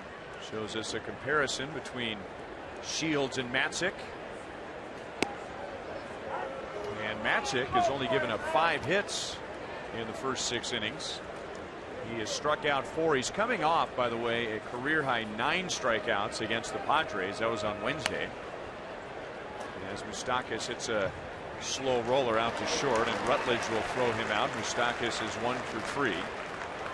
And that's just another ground ball out for Matzik. The Royals have had a tough time elevating him and using the gaps, driving the ball over the fence.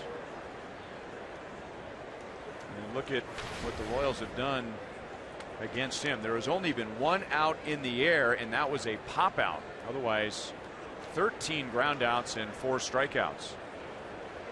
Yeah, I like the way he's challenging hitters with his fastball. Obviously, he's got a good one at 94. But he's hitting his spots, and he's mixing in his curveball and his slider to the back leg of the righty. So he's been able to keep the ball down at times. And he's got some confidence going.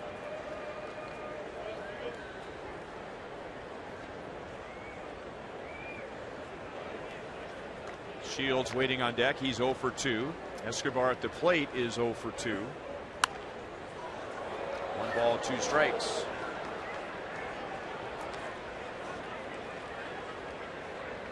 Escobar got his average up to .313 against left-handers. 1 of his 2 homers is against the southpaw.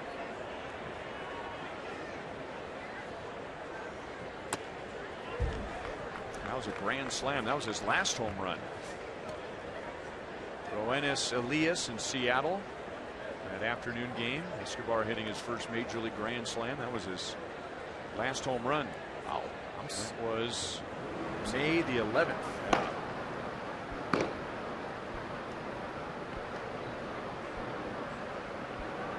Fraser and Herrera are warming up as Matzik gets another strikeout. That's 5, getting Escobar to go out of the strike zone. 2 down in the 7th inning. He's effective with that fastball. It's firm, and he's putting it up above the belt. That's called pitching effectively up in the zone. tying up the hitter. He's got him guessing. So Shields will go 6. And here's the option Ned Yost has with the National League rules. Does he want Shields to bat with 2 outs and nobody on, or does he want to take a shot right here that Willingham can hit a long one or at least get on base for the top of the order?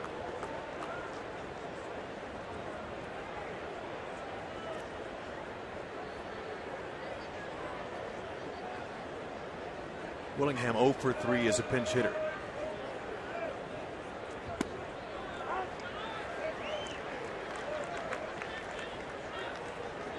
He had a very successful series going back to Minnesota for the first time with the Royals.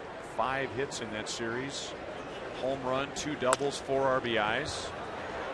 And he will get on base. I'm sure Shields in the back of his mind is thinking, I could have done that. A little chopping ground ball up the middle. You know he wanted to hit. But Willingham was able to find a hole. Rutledge's shortstop was playing him over in the pull side. Outside fastball. Matzik again doing a nice job of locating that pitch, keeping it out of the middle.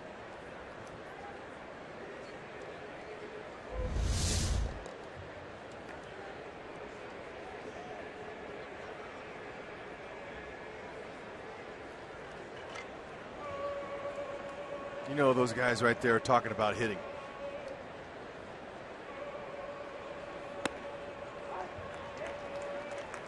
Norrie takes a strike.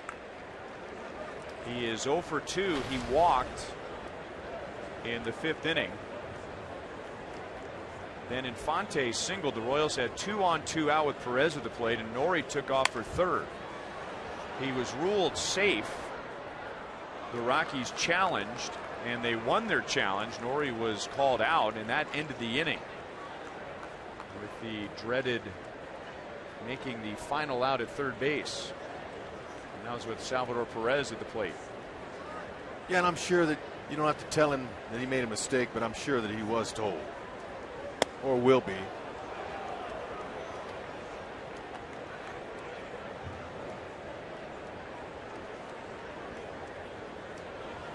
When you steal 3rd base in that situation, you have to be a 100% right that you can make it.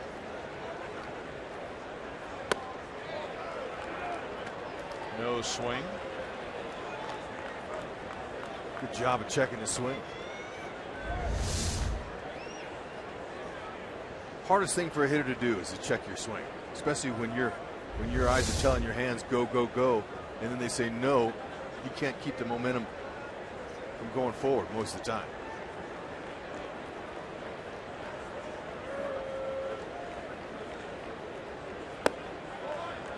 Norrie comes back from 0-2 to fill out the count. So Willingham will get an early break. So if Norrie can find a gap. .354 hitter against lefties. Norrie keeps his shoulder in well.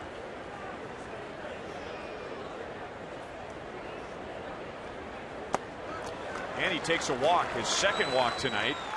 And that was won the hard way after falling behind 0-2.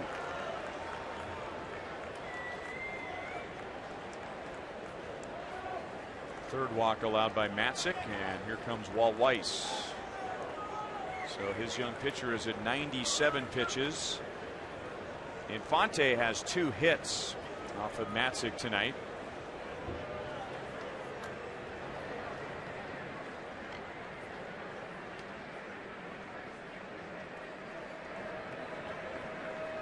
Adam Ottavino is a Chevy call to the bullpen.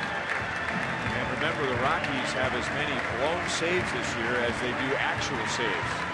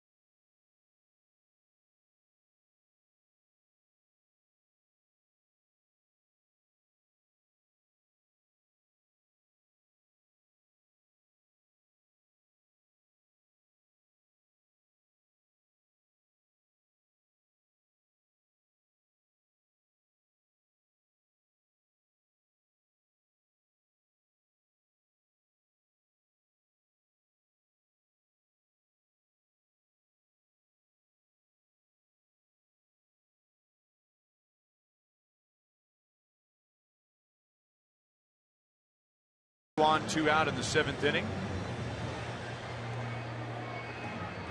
Making his 61st appearance. And his job is to get Omar Infante, who has a 2-hit game tonight. Infante is going to see a power arm, 91 to 97, 2 and 4 seamer. He's got an excellent slider, curveball, and a change. Throws that slider about 60% of the time.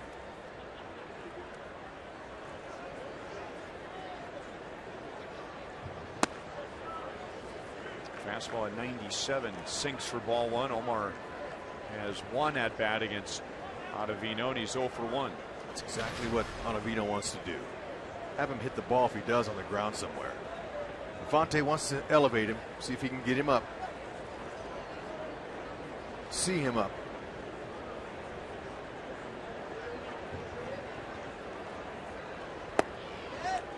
Got that call. 1 ball, 1 strike. We don't see many pitchers or players with the number 0. I think for him, he's trying to turn that into an O.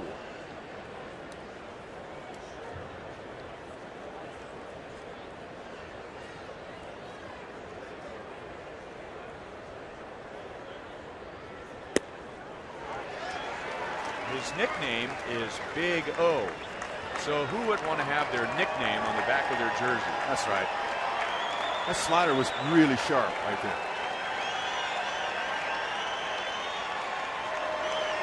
See, he doesn't even need his name. Someone say, well, who is that out there? I don't know. I think it's Big O.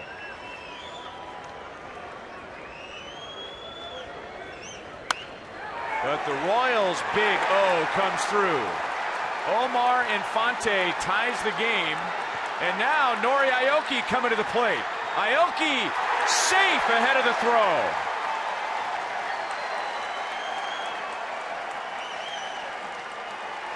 You can't sneak a piece of cheese by a hungry rat. Infante's hot. He says, guys, look, I know I've been down a while. I appreciate Ned keeping me in the lineup, but I got something left. 2 strikes. Saw that fastball and just a nice level stroke. Kept it fair. Timely. Ball kicked off the side of the stands. Good throw. Aoki Doki.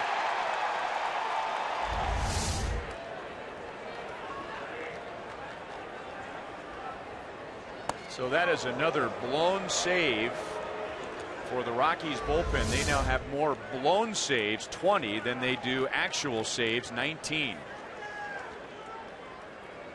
Catcher McHenry left a little sliding path for Aoki, and he's catching his wind.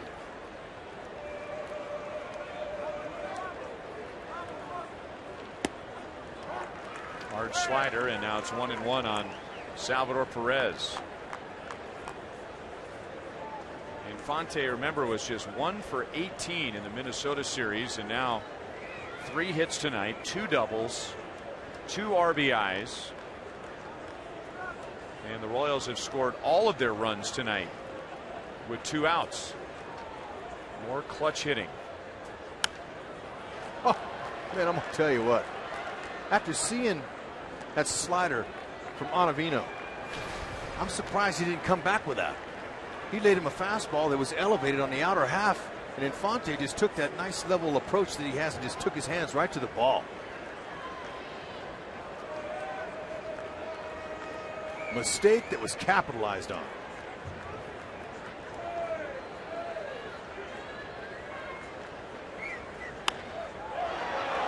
Deep center field, long run for Stubbs. It's over his head.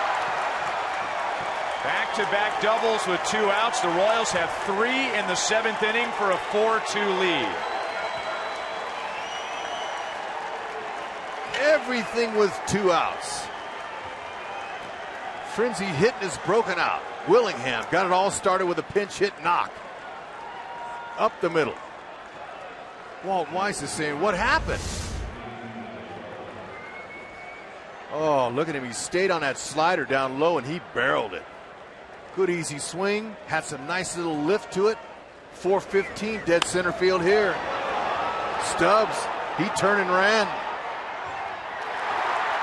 Listen to the roar of the crowd here.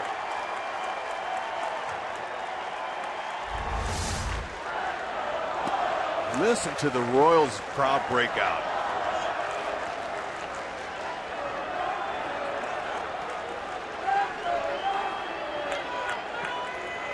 So the Royals at that magic number of 4 runs scored. And the Rockies are getting ready to deal with the back end of the bullpen as Billy fouls it away. You know, they showed a shot of Walt Weiss in that dugout. And I could tell that's what he was thinking. He's going, oh no. Just when we didn't want to see the back end of their pen. He talked about that in length in his pregame talk with the media. He said, we have to have the lead late.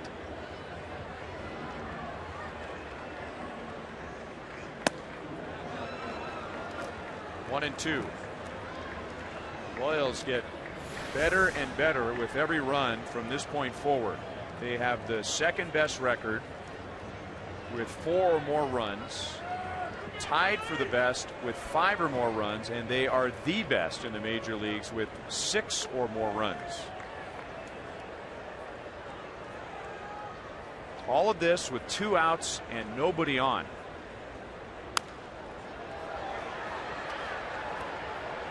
You just never know when they're going to break it out. Typically, we've seen this year when they score their bunches in one inning, they do it with nobody out or 1 out. But 2 outs, James Shields is pretty happy about his offense. This little slider that just laid up there, Billy was a little tardy on it.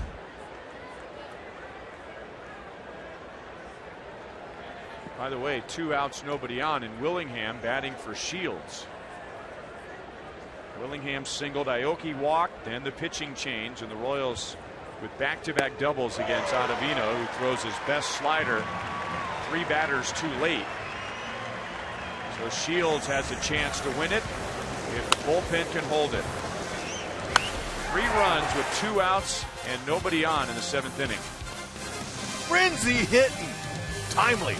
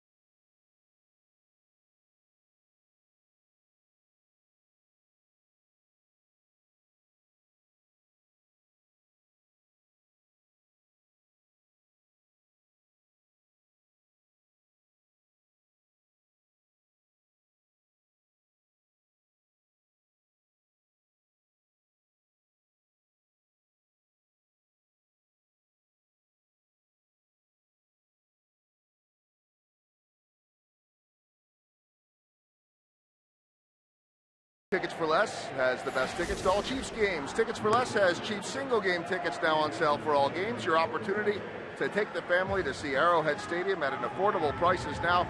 Check out ticketsforless.com now. Well, our Mazda game break, I want to take a look back to what has been an incredible run, and the run went back before this, but how about Nori Aoki on August 5th in Arizona? The Royals in this stretch, they've played every day, are 12-2 And that was a little bit of the power we had wondered about with Nori, because he did have some homers in Milwaukee. That was his first as a Royal, a Grand Slam, or as they say in Japan, Menrui home run. Gerard Dyson is in the game now and will replace Nori Aoki, and Lorenzo Cain goes to right. But guys, since that stretch, Nori is batting, or in that stretch, 500 with runners in scoring position, 11 RBI, and 12 runs as we see Kelvin Herrera come in. And one more thing, this game right now is starting to feel like a home game here in Denver. Sure is. Some of the Rockies fans are trying to drown out that "Let's go Royals" chant, but for a while there it was pretty clear that Royals fans were taking over Coors Field. Kelvin Herrera, he'll get the 2, 3, and 4 hitters in the 7th inning. Stubbs, Morneau, and Arenado. That Salvador Perez double was large. Gave him a little bit of cushion. Franklin Stubbs trying to push bunt that 96 to 98, 99 mile an hour fastball. Really tough chances for that. I think that was just a show me bunt.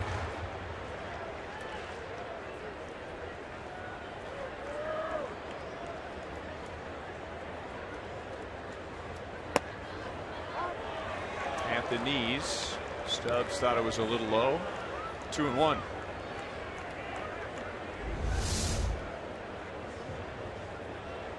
Staying right down low, that's exactly where Herrera wants to stay. Here in this ballpark where the air is thin. Salvi's had 3 foul tips off of his body tonight. A couple off his right shoulder, that one off the mask. Yeah, he just said, wow. And at that velocity, it's coming in there.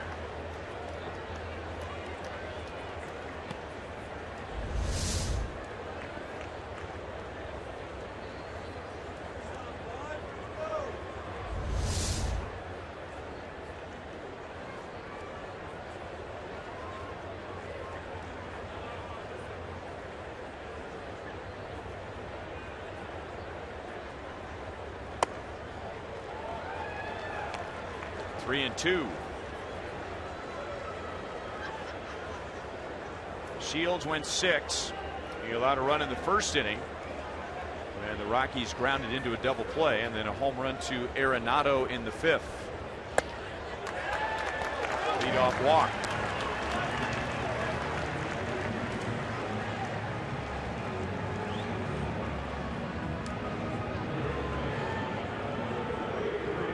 Here's our AT&T fan photo. Here's Steve from, we assume, Paris. It could be the Tokyo Tower too, right?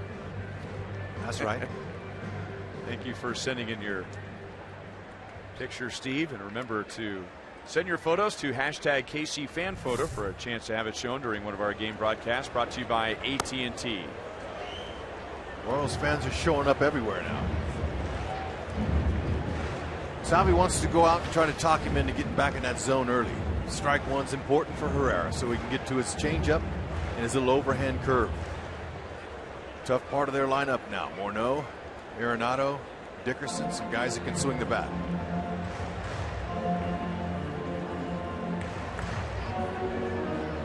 Stubbs, 15 out of 17 in steals.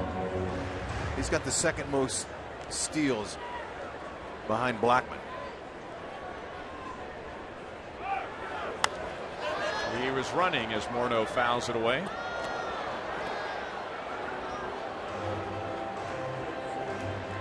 You really got to make sure here, if you're the Rockies, one of the best throwing catchers in the league. It's a 2-run game. Salvi guns down Stubbs, and Morneau could hit it to the rooftop seats at right field, and it would only be a 1-run game. Stubbs is a good runner.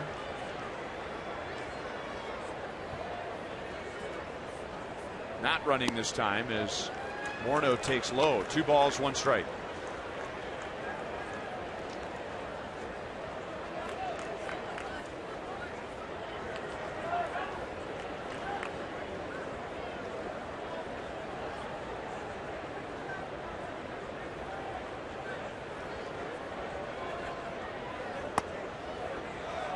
just outside, and now 3-1.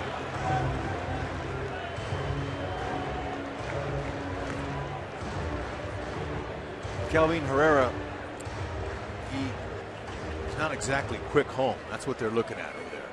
Eric Young, first base coach, excellent base stealer in his day. He's telling him that. Morneau trying to tie it up, 3-2.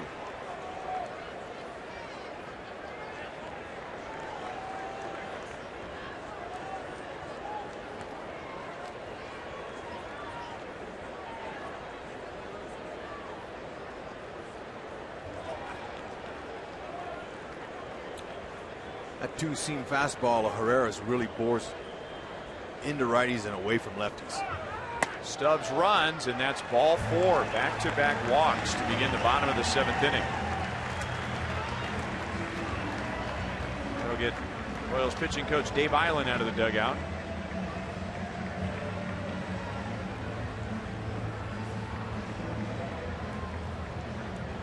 Making sure that Kelvin's back on track before facing Nolan Arenado. He turned in our Chrysler drive of the game back in the 5th inning. Curveball just hung up there a little bit, just below the belt, not over the middle of the plate. Good, easy swing.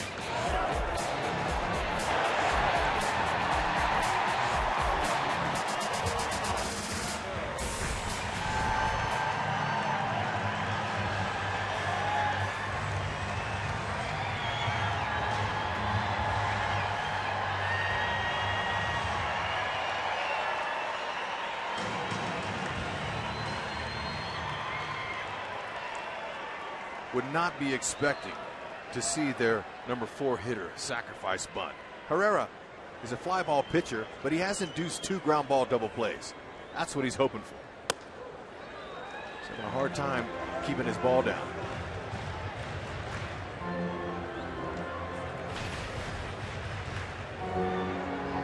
Arenado singled in the 1st, walked in the 3rd, and then the home run in the 5th.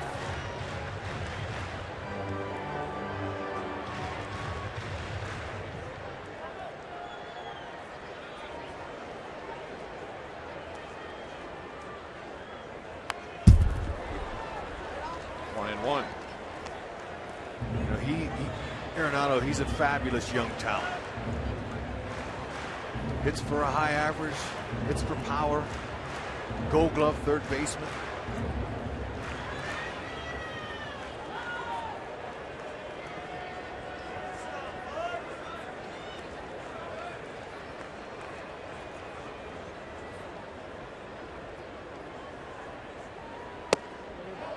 Lays off a close pitch, and it's 2-1. Pitches in this inning. I mean, it looks bad because Herrera has walked 2, but a few pitches with some really good movement on him, and you more have to credit the Rockies for not swinging than Herrera. He's not all over the place. Grounded to Moustakas. He will run to 3rd and then fire to 1st for a double play. So that takes some steam out of the inning.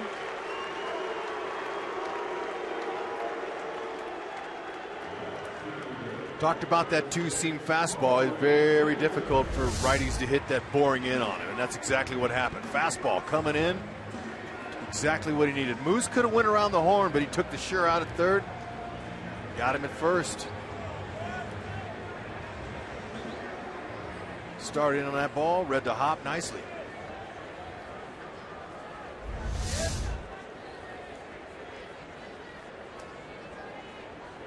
So going from the potential go-ahead run at the plate with nobody out back to the potential tying run with 2 down. And Herrera and Dickerson, who is 0 for 3. Dickerson brought a 12-game hitting streak into the game tonight. Morneau at second base with 2 down.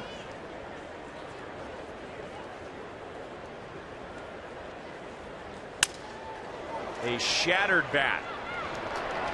Herrera pitches around 2 walks for another scoreless inning. Kelvin Herrera has now pitched 20 1/3 consecutive scoreless innings.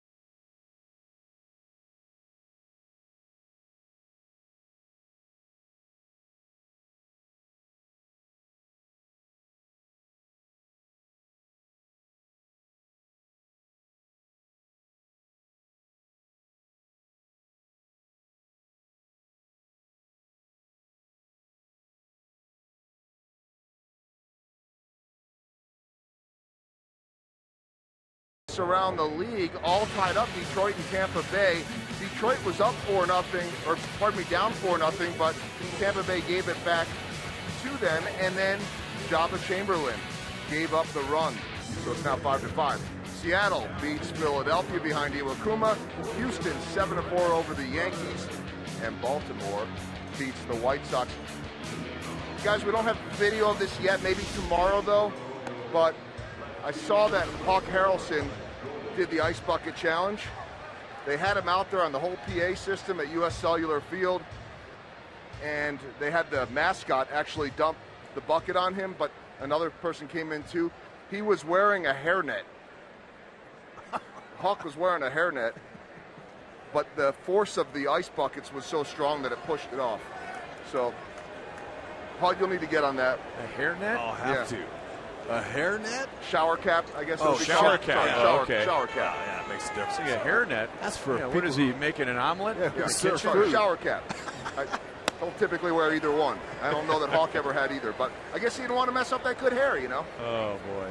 Anyway, as far as Detroit goes, they were in a hole early, down 4-0 with Max Scherzer on the hill, and then some unearned runs were scored by Detroit, an error on James Loney, and the game was tied, and then it was 5-4. Detroit was leading late, and Jabba Chamberlain ends up giving up that run, and so the bullpen problems continue again for the Tigers. Rex Brothers on 3 pitches strikes out Alex. Alex is 0 for 4 tonight. Having a tough time with the lefties tonight is Alex. Third time he's punched out tonight. Brothers got a nice little breaking ball. Alex just saw it. Mid-90s fastball. Change ups to a righties.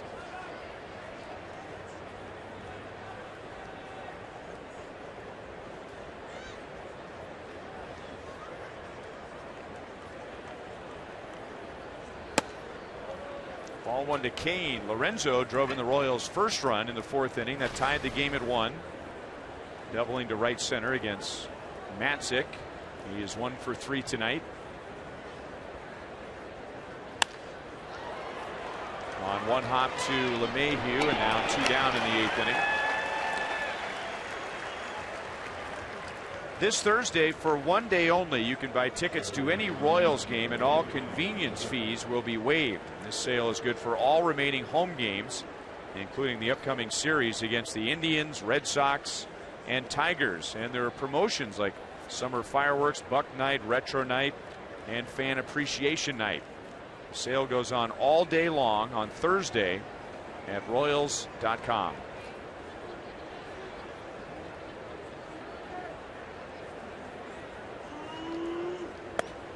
Strike to Mike Moustakas. He's 1 for 3.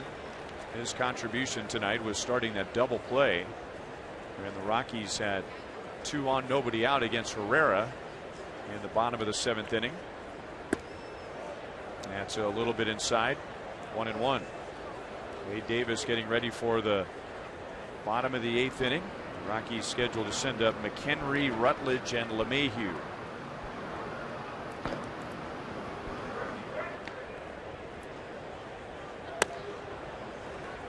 Two and 1.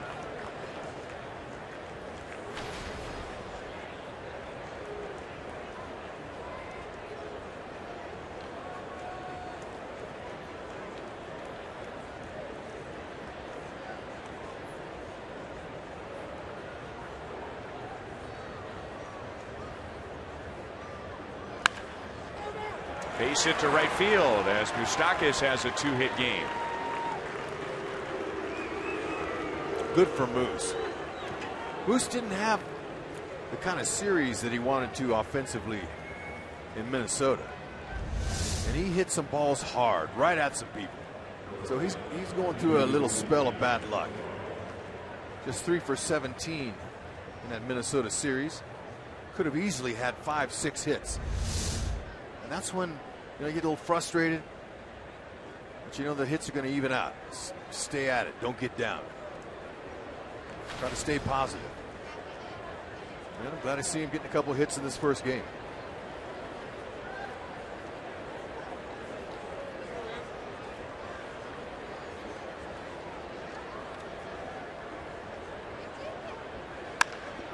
And a base hit for Escobar. Remember last inning with 2 outs, nobody on. The Royals had 4 straight reach and scored the 3 runs. That's Escobar's first hit tonight.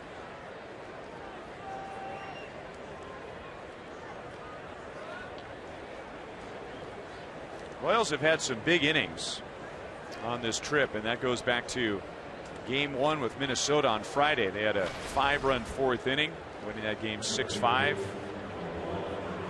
In the game on Sunday, remember that 7-run 2nd inning. Last night in Minnesota, a 3-run 5th inning, and tonight a 3-run 7th inning. And tonight, all of that happened with 2 outs and nobody on base. And now here they are, 2 outs, nobody on base, and have back-to-back singles.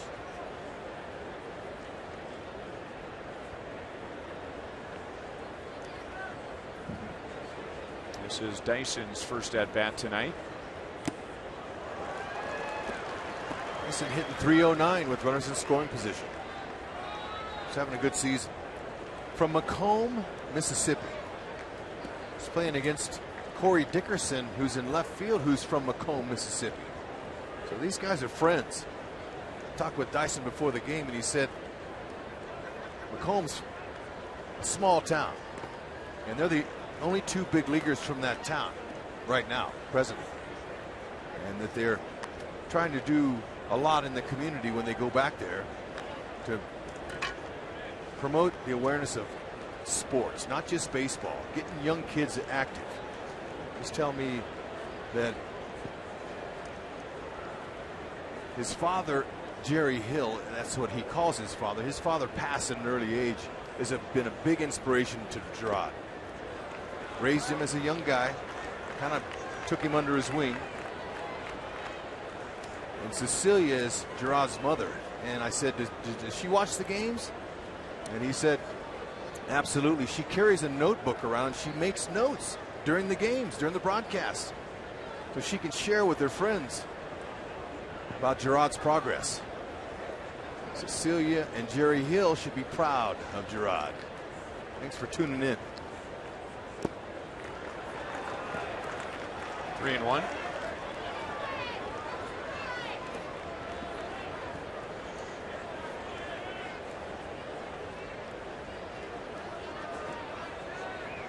He was raised in a very tough town in a tough part of Macomb.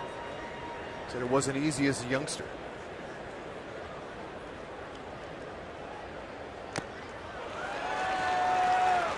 Full count with 2 down. Moustakas and Escobar will be running.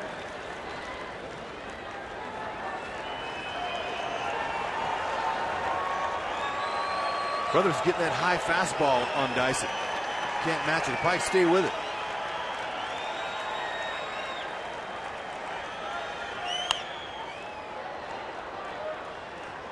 And we'll do it again.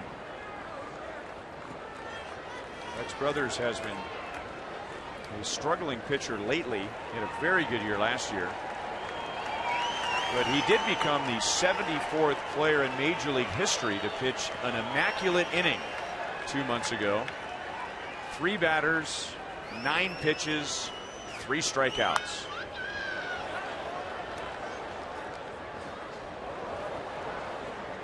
First in Colorado Rockies history to accomplish that. And the 74th in Major League history.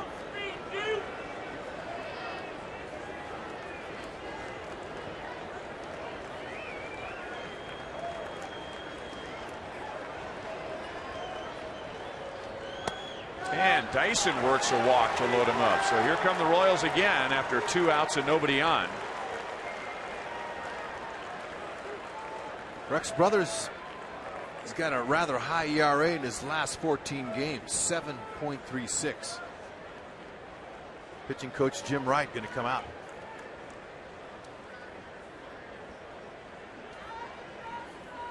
That would be former Royal Jim Wright. Played with the Royals in 1981 and 1982, his only 2 years in the big leagues.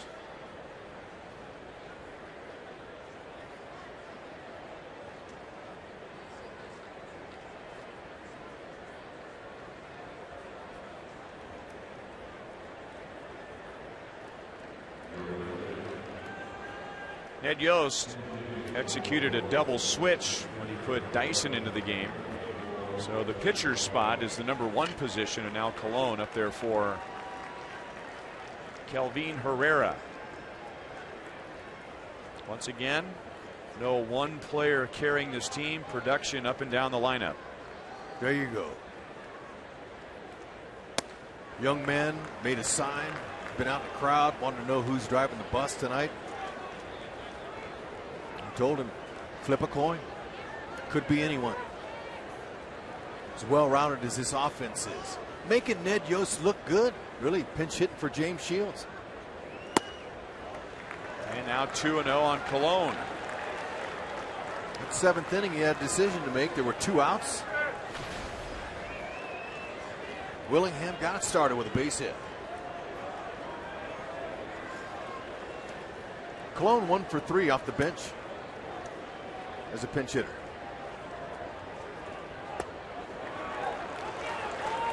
Three and 0. So Rex Brothers, you mentioned his recent struggles. He gets 2 quick outs. And Moustakas singles, Escobar singles, Dyson walks. And now 3-0 on Colon. 3-1.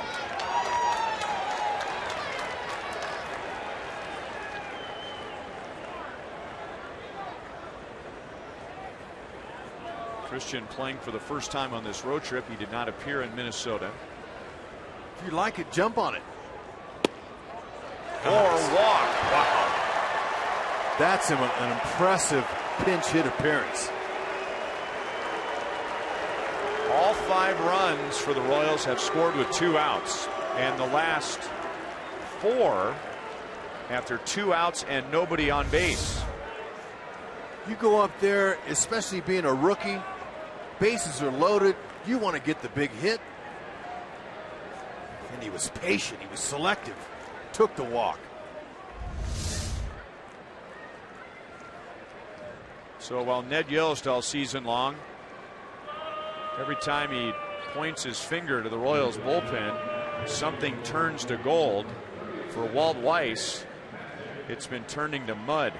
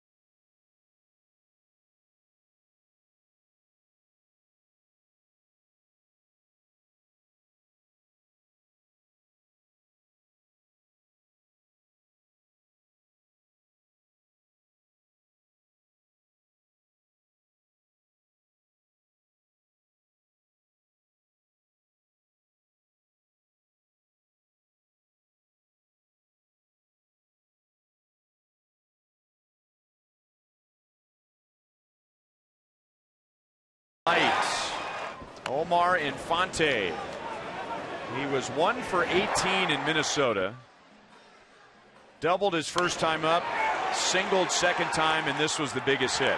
A 2-out, 2-run double that put the Royals in front 3-2. And then Infante scored on a double by Salvador Perez, and now the Royals have added a run in the 8th inning. And they lead 5-2 with 6 outs to get on defense. And the bases are loaded as Nick Massett comes on for the Rockies. And here's Infante taking ball one.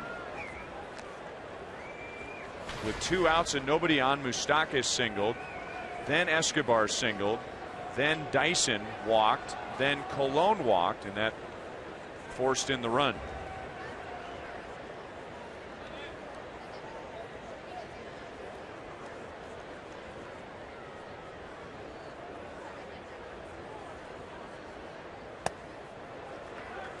Two and 0. Massive 90 to 95 with his fastball. He cuts it. It's got a slider, curve, and a change. How about the free swinging Royals showing some plate discipline?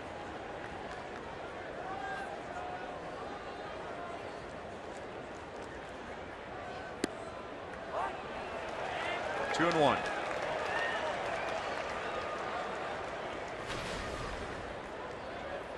Royals had 1 run, 5 hits in the first 6 innings. 4 runs, 5 hits in the last 2 innings. And the Rockies pitching is helped out by walking 3. Grounded, fair.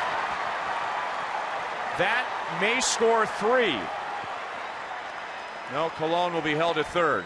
A 3-double game for Omar Infante, and the Royals have a 7-2 lead in the 8th inning. Wow.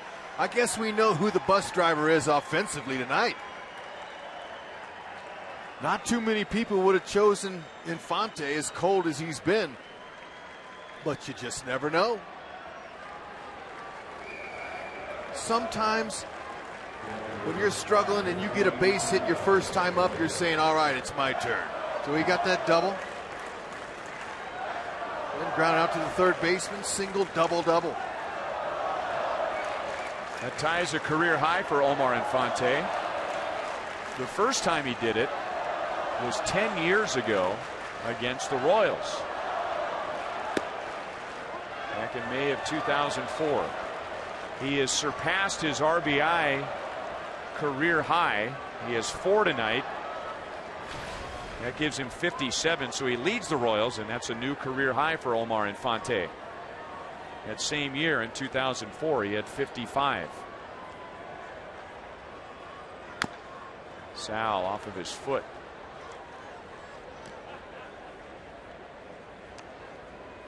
It's also the 4th time this year that Omar Infante has had 4 or more RBIs.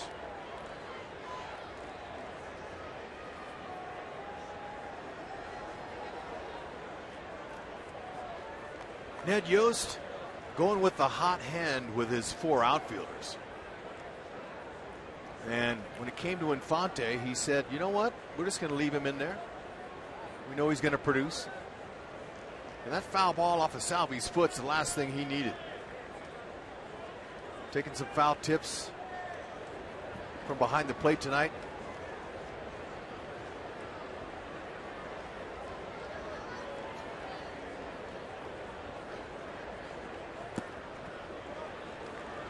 One ball, 2 strikes.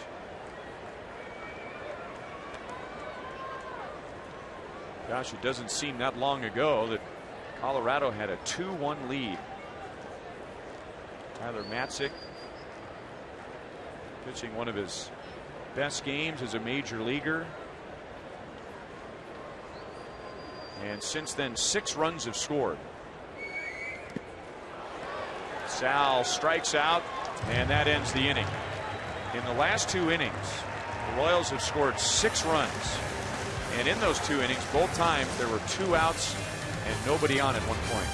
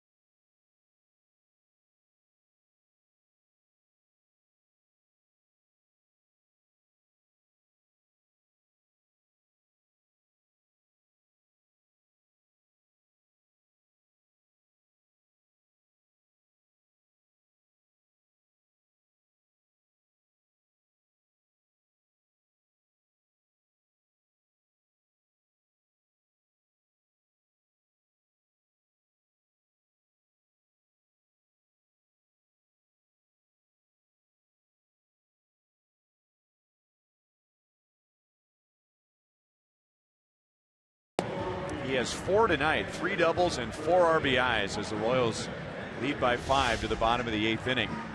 You know, you can get closer to the action at Kauffman Stadium with the new seat upgrade option using the MLB.com at the ballpark app. Simply choose Kauffman Stadium, hit the upgrade seat button to improve your seat, and then enjoy the game with your new tickets. So find your perfect seat while at the K with the seat upgrade feature on the At the Ballpark app. So Ned Yost will stay with Wade Davis in a 5-run game. He'll get Michael McHenry, who has a 2-hit game, Josh Rutledge, and then DJ LeMahieu.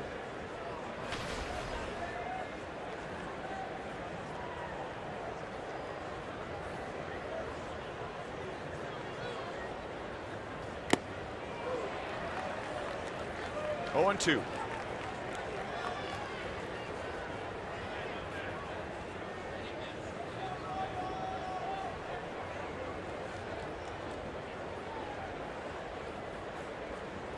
We are at Coors Field, so this is not your typical 5-run lead.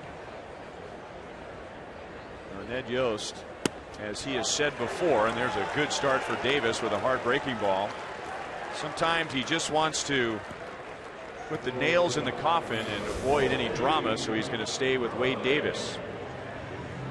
These are the longest active scoreless streaks in the major leagues, and this is what Hud was talking about earlier, why Walt Weiss and every other manager wants to stay away from the back end of the bullpen. And this is of historical proportions when you're talking about Royals history. It's the first time since 1974 the Royals have had 2 pitchers who have had concurrent 20+ inning scoreless streaks. And we use 1974 because that's when some of the more advanced statistics were being covered. That guy's been holding that sign all night. And so Rex decided it was time to go down there and meet him. He's going to give him an autograph ball. Of course, Rex always has a baseball in his hands during the game, and that baseball is going to belong to that Royals fan. I think Rex is explaining to him that, you know, you asked me who was going to drive the bus tonight, and I said that there were many potentials, and for most of the night there really wasn't one standout until Omar Infante got his second 2-run double. 2 balls and 2 strikes on Rutledge. He was holding that sign up every half inning, and he was asking for a baseball as well as the answer to who is going to drive the bus. And that Royals fan gets both tonight and a high five. Still 2-2 on Rutledge. There are a lot of Royals fans here, and on one hand that's nothing new. This is, as we say, the other I-70 series, not quite as close as St. Louis, but it's a simple drive. It's a great city. It's a beautiful ballpark. And when the Royals have been here for interleague play, whether they have been winning or losing, it's been a fun summer destination for Royals fans. But this year's a little different, and the circumstances are different, as this is the middle of the week. The fans still making the drive to Denver, and they've watched an exciting game tonight as the Royals were down 2-1 going into the 7th inning, and they got 3 runs in that inning, 3 more in the 8th. And thanks to HUD, that Royals fan has a night here tonight he will never forget.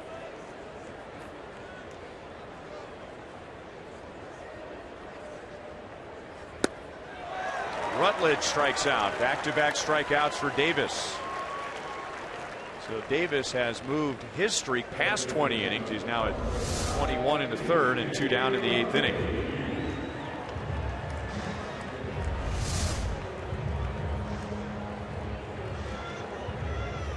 Now we just hope that he can read HUD's writing.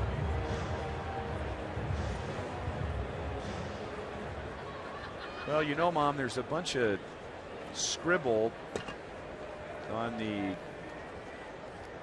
one of the horns of the baseball here, but I think in the sweet spot it says Rex Hudler. I think he's got that part figured out.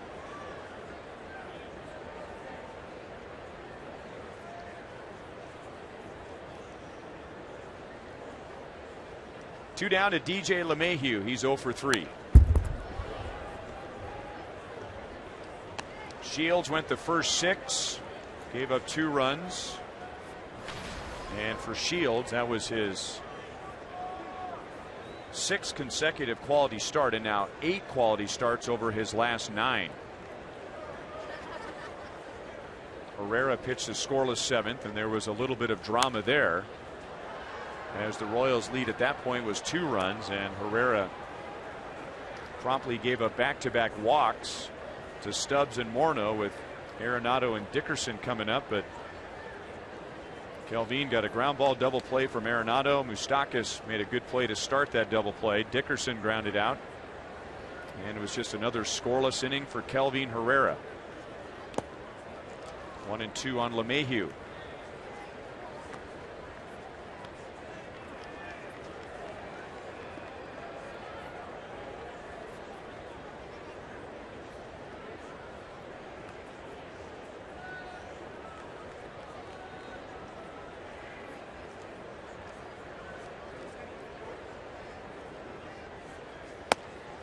Two and 2. Rockies tonight with 2 runs, 9 hits. 6 of those hits are singles. And if you remember back in the middle of May, the Rockies were the hottest thing going in baseball offensively. They were 6 games above 500. They were leading the world in every offensive category, but they scored just 3 runs in that 2-game series. Infante backhands. Wade Davis has another scoreless inning. And for Davis, that's 21 2/3 consecutive scoreless innings. So not much going on the field, but in the seats, that Royals fan got an autographed baseball. And Wade Davis has another scoreless inning.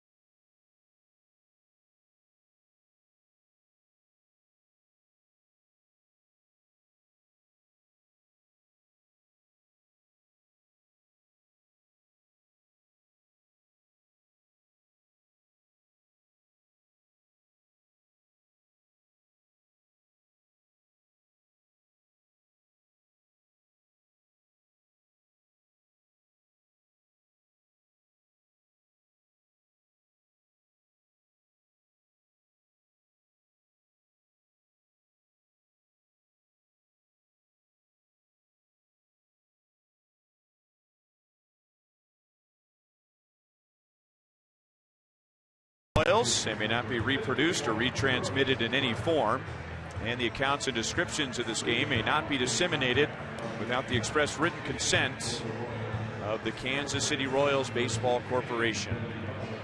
Ryan Lefevre, Rex Hudler, Joe Goldberg at Coors Field in Denver, along with producer Joe Lavero, director Steve Kurtenbach, our associate producers Al Broughton, Sam Abramson, Dave Holtzman, and the producer of Royals Live is Brian Shapiro. Hud is back in the booth. Okay, where was that Royals fan from? I asked him. His name was Jeremy. I said, "Where are you from, Jeremy?" He goes, "Kansas."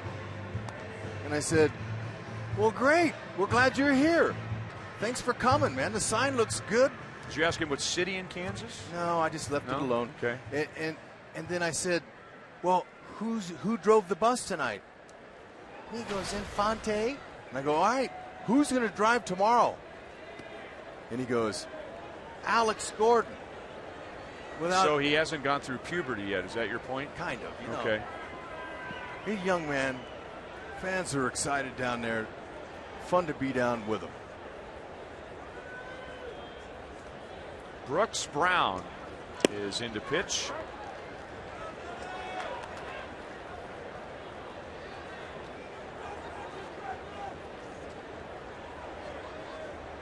Brown got to the big leagues this year for the first time, made his big league debut back on July the 6th against the Dodgers. You can see by the way he throws, he's really throwing downhill on that downward plane. 88 to 94 with his fastball, slider, curve and a change. 6'3", 205.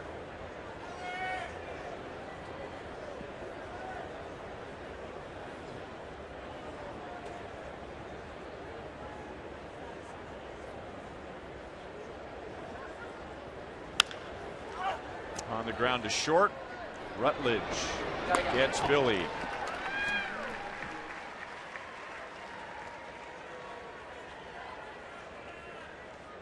You know, watching Rutledge throw, he reminds me of his manager, Walt Weiss. Walt was a shortstop, and he really got on top of his throws. You can see he makes a big effort to try to stay on top of that ball so he gets a good straight throw to the first baseman. Morneau. Walt Weiss was a gamer. Played hard.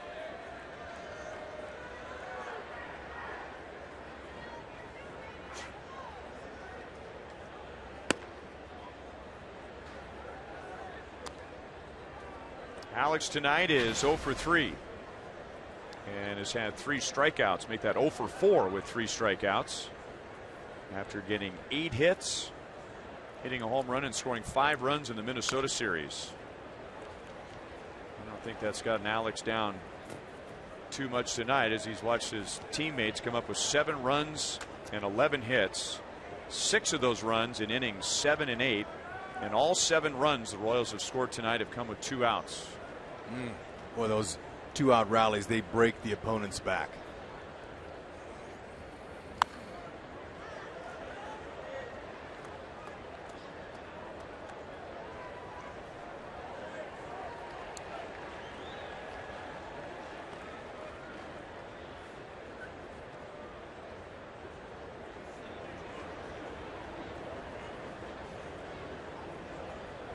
I think right now, after striking out 3 times, they just want to make some contact. Just put it in play. It's a pride thing.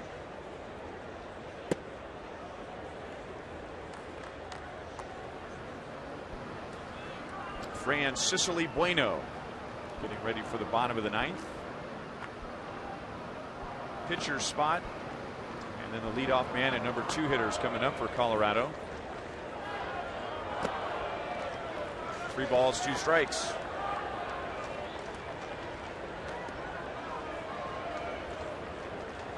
Royals continue to thrive against the National League. They are 14-4, and they've won 7 consecutive road games against the National League. They are just beating up on everybody away from Kauffman Stadium. And he makes contact. Mayhew will throw him out. 2 down in the 9th inning. Anything to stay away from the golden sombrero. And Jeremy, young fan down there, he might be right. Alex might have his fangs out tomorrow. He could very well drive the bus. It'll have to be off another lefty, though. Won't be easy. Jorge De La Rosa. He's a finesse lefty.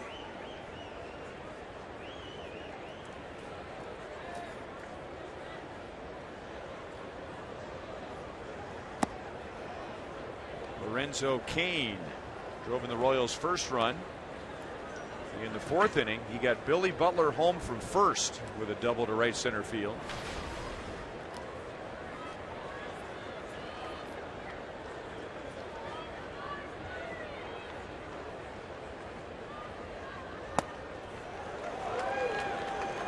1-1.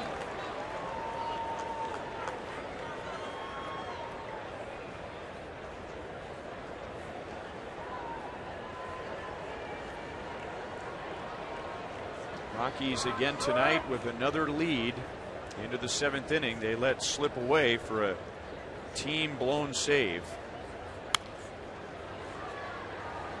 Royals fans remember 1999 and 2000, those years when the Royals were scoring runs like crazy. Johnny Damon, Carlos Beltran, Jermaine Dye, Mike Sweeney, Carlos Fabulous, Joe Randa. But they just couldn't nail down the games, and the Royals had a year where they had more blown saves than saves, and now the Rockies have that. 20 blown saves and only 19 actual saves.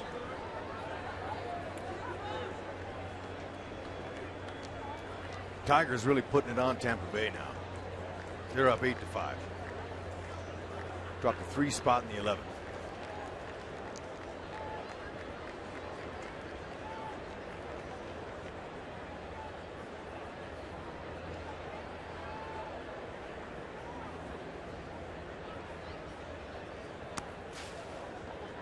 Two and two.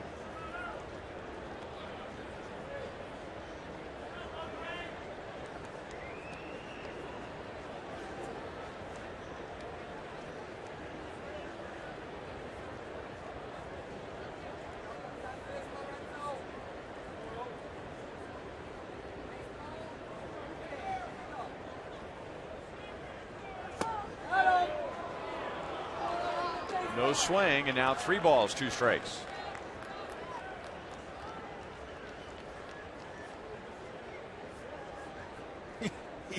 He's got Slugger right in his lap.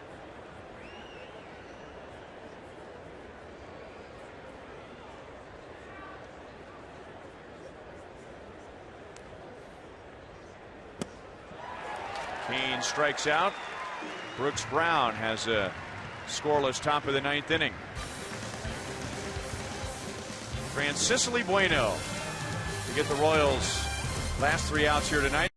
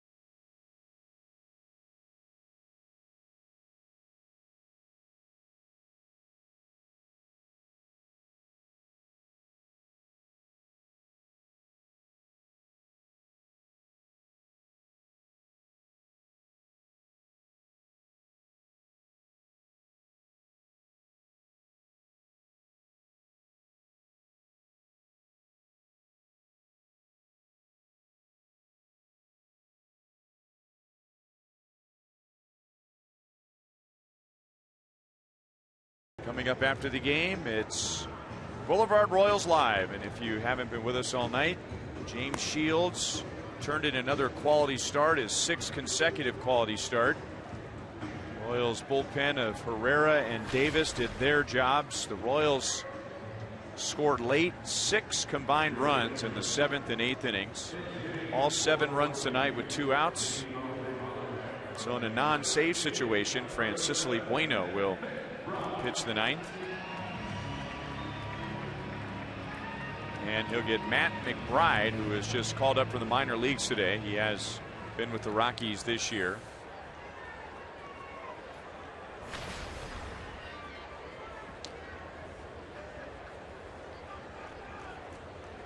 This is the pitcher spot, and McBride takes ball 1. Colorado had a 2-1 lead going into the 7th inning. The Royals scored 3 and then scored 3 more in the 8th. 2-0.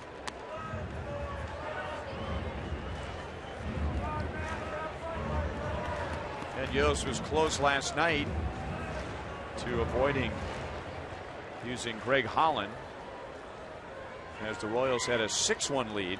So just like this, a 5-run lead in the 9th inning. And then Minnesota got a 3-run home run from Trevor Plouffe. So that created a save situation, and Ned had to use Greg Holland and hoping to avoid that. Royals will play again tomorrow night. Then they have an off day to look forward to on Thursday, where everybody will get some rest.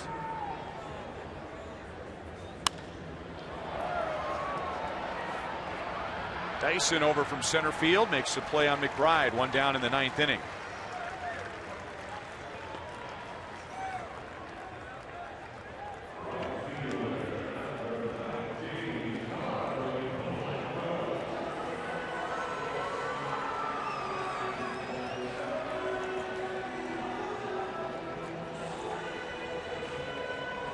And now Bueno gets Charlie Blackmon.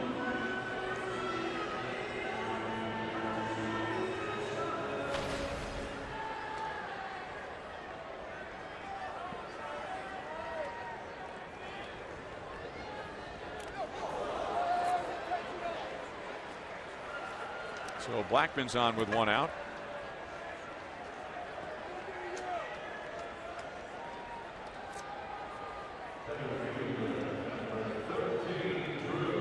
Second time that Blackmon's been hit by a pitch tonight.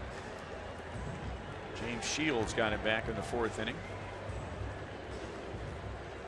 So that's retaliation for Shields hitting Blackmon.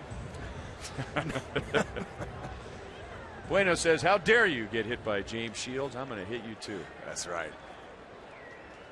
So nice in the 9th inning to be able to breathe. Some non-stressful outs coming. Blackmon, by the way, that's nothing new for him. He's been hit by 10 pitches this year, which is the most for the Rockies. Here's Drew Stubbs, and he takes outside. Royals have a chance, a very good chance. There's Holland just starting to play catch along with Bruce Chen. Royals have a chance to go to 15 games above 500 for the first time in 25 years.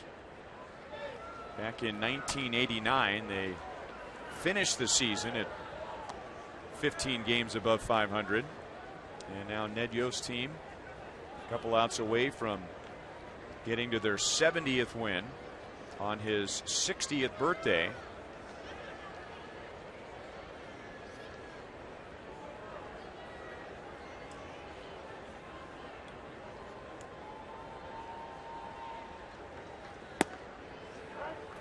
You know, you were doing your interview with him on radio today, and you said you wished him happy birthday. And he looked at you and said, it's not my birthday. I was thinking, Rhino never makes mistakes. How are you going to get out of this one? And then Ned went, all right, you're right. It's my birthday. Didn't want to admit it.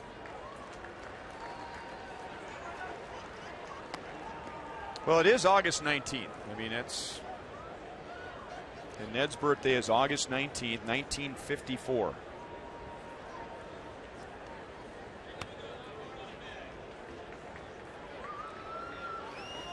But yeah, I think that's the first time I ever wished somebody a birthday and they emphatically said, it's not my birthday.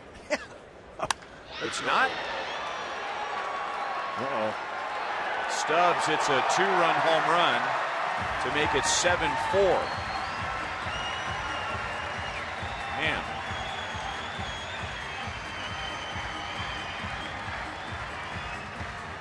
So there is never, it seems, a big enough lead at Coors Field. And lately, even though the Royals have been winning games, lately there hasn't been a big enough lead in the 9th inning to avoid using Greg Holland.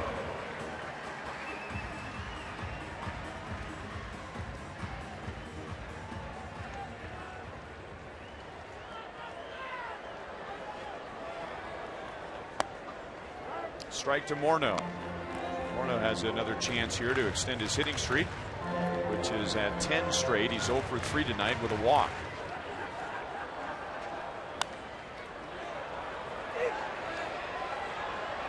Infante and Billy Butler as it lands in the third row.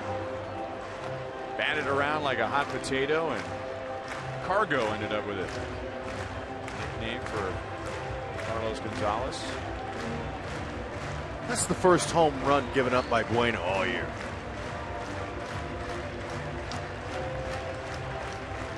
Came in with a nice ERA, 1.93 in just 14 innings.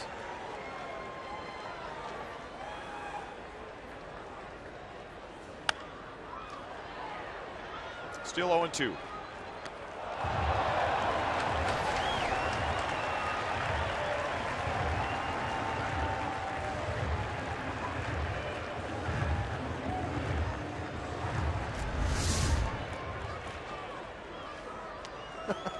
Nice play.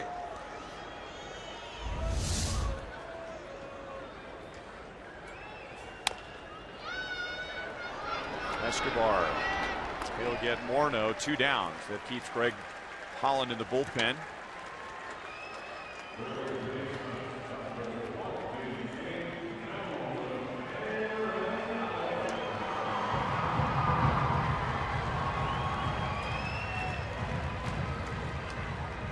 And now Nolan Arenado.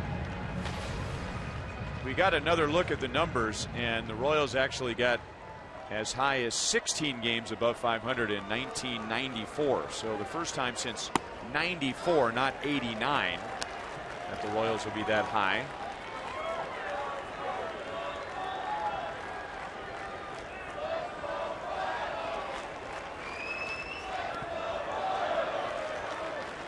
No swing, and now 1-1 on Arenado.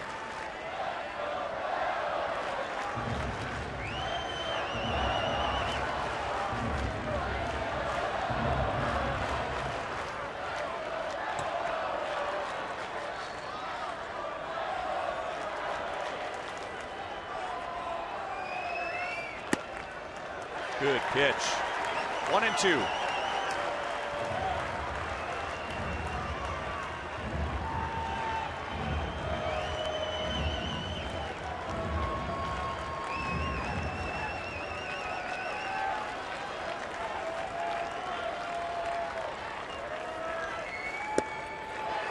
A little bit outside. 2 balls, 2 strikes.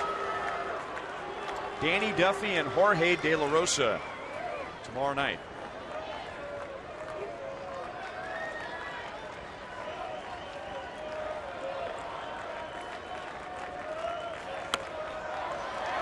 Tap. Sal. Almost hit the first base coach, Eric Young.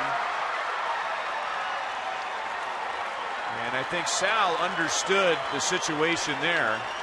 It's a 3-run game. So really, Arenado doesn't mean that much, other than if he reaches, that means the potential tying run is on deck, which means it's a save situation. Which means Ned Yost, he didn't want to have to do this. It's the 3rd time since Thursday the Royals have had a non-save lead in the 9th inning, which has turned into a save situation, and Ned has had to go get Greg Holland. So beggars can't be choosers. I think if you were to go back and talk about the scenario of the Royals winning all these games, they would take it. But best case scenario is they wouldn't have to use Greg Holland as much as they have, but Holland will try and come in and slam the door on the Rockies.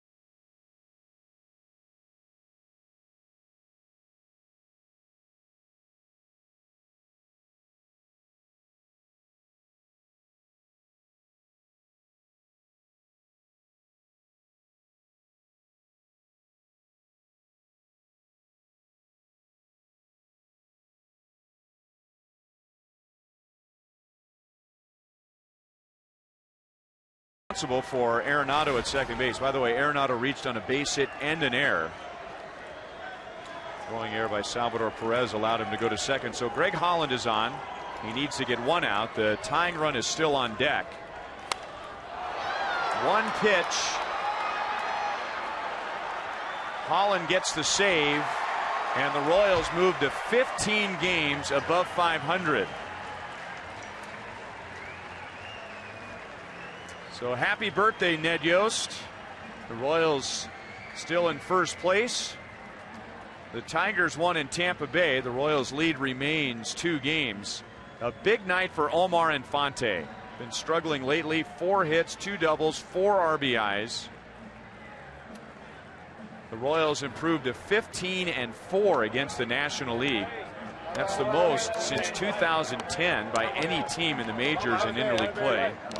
They have won 8 straight against the National League on the road. They are 3-0 against the Rockies. And speaking of the road, National League or American League, the Royals have won 11 of their last 13. Stay hot, fellas. We'll be right back.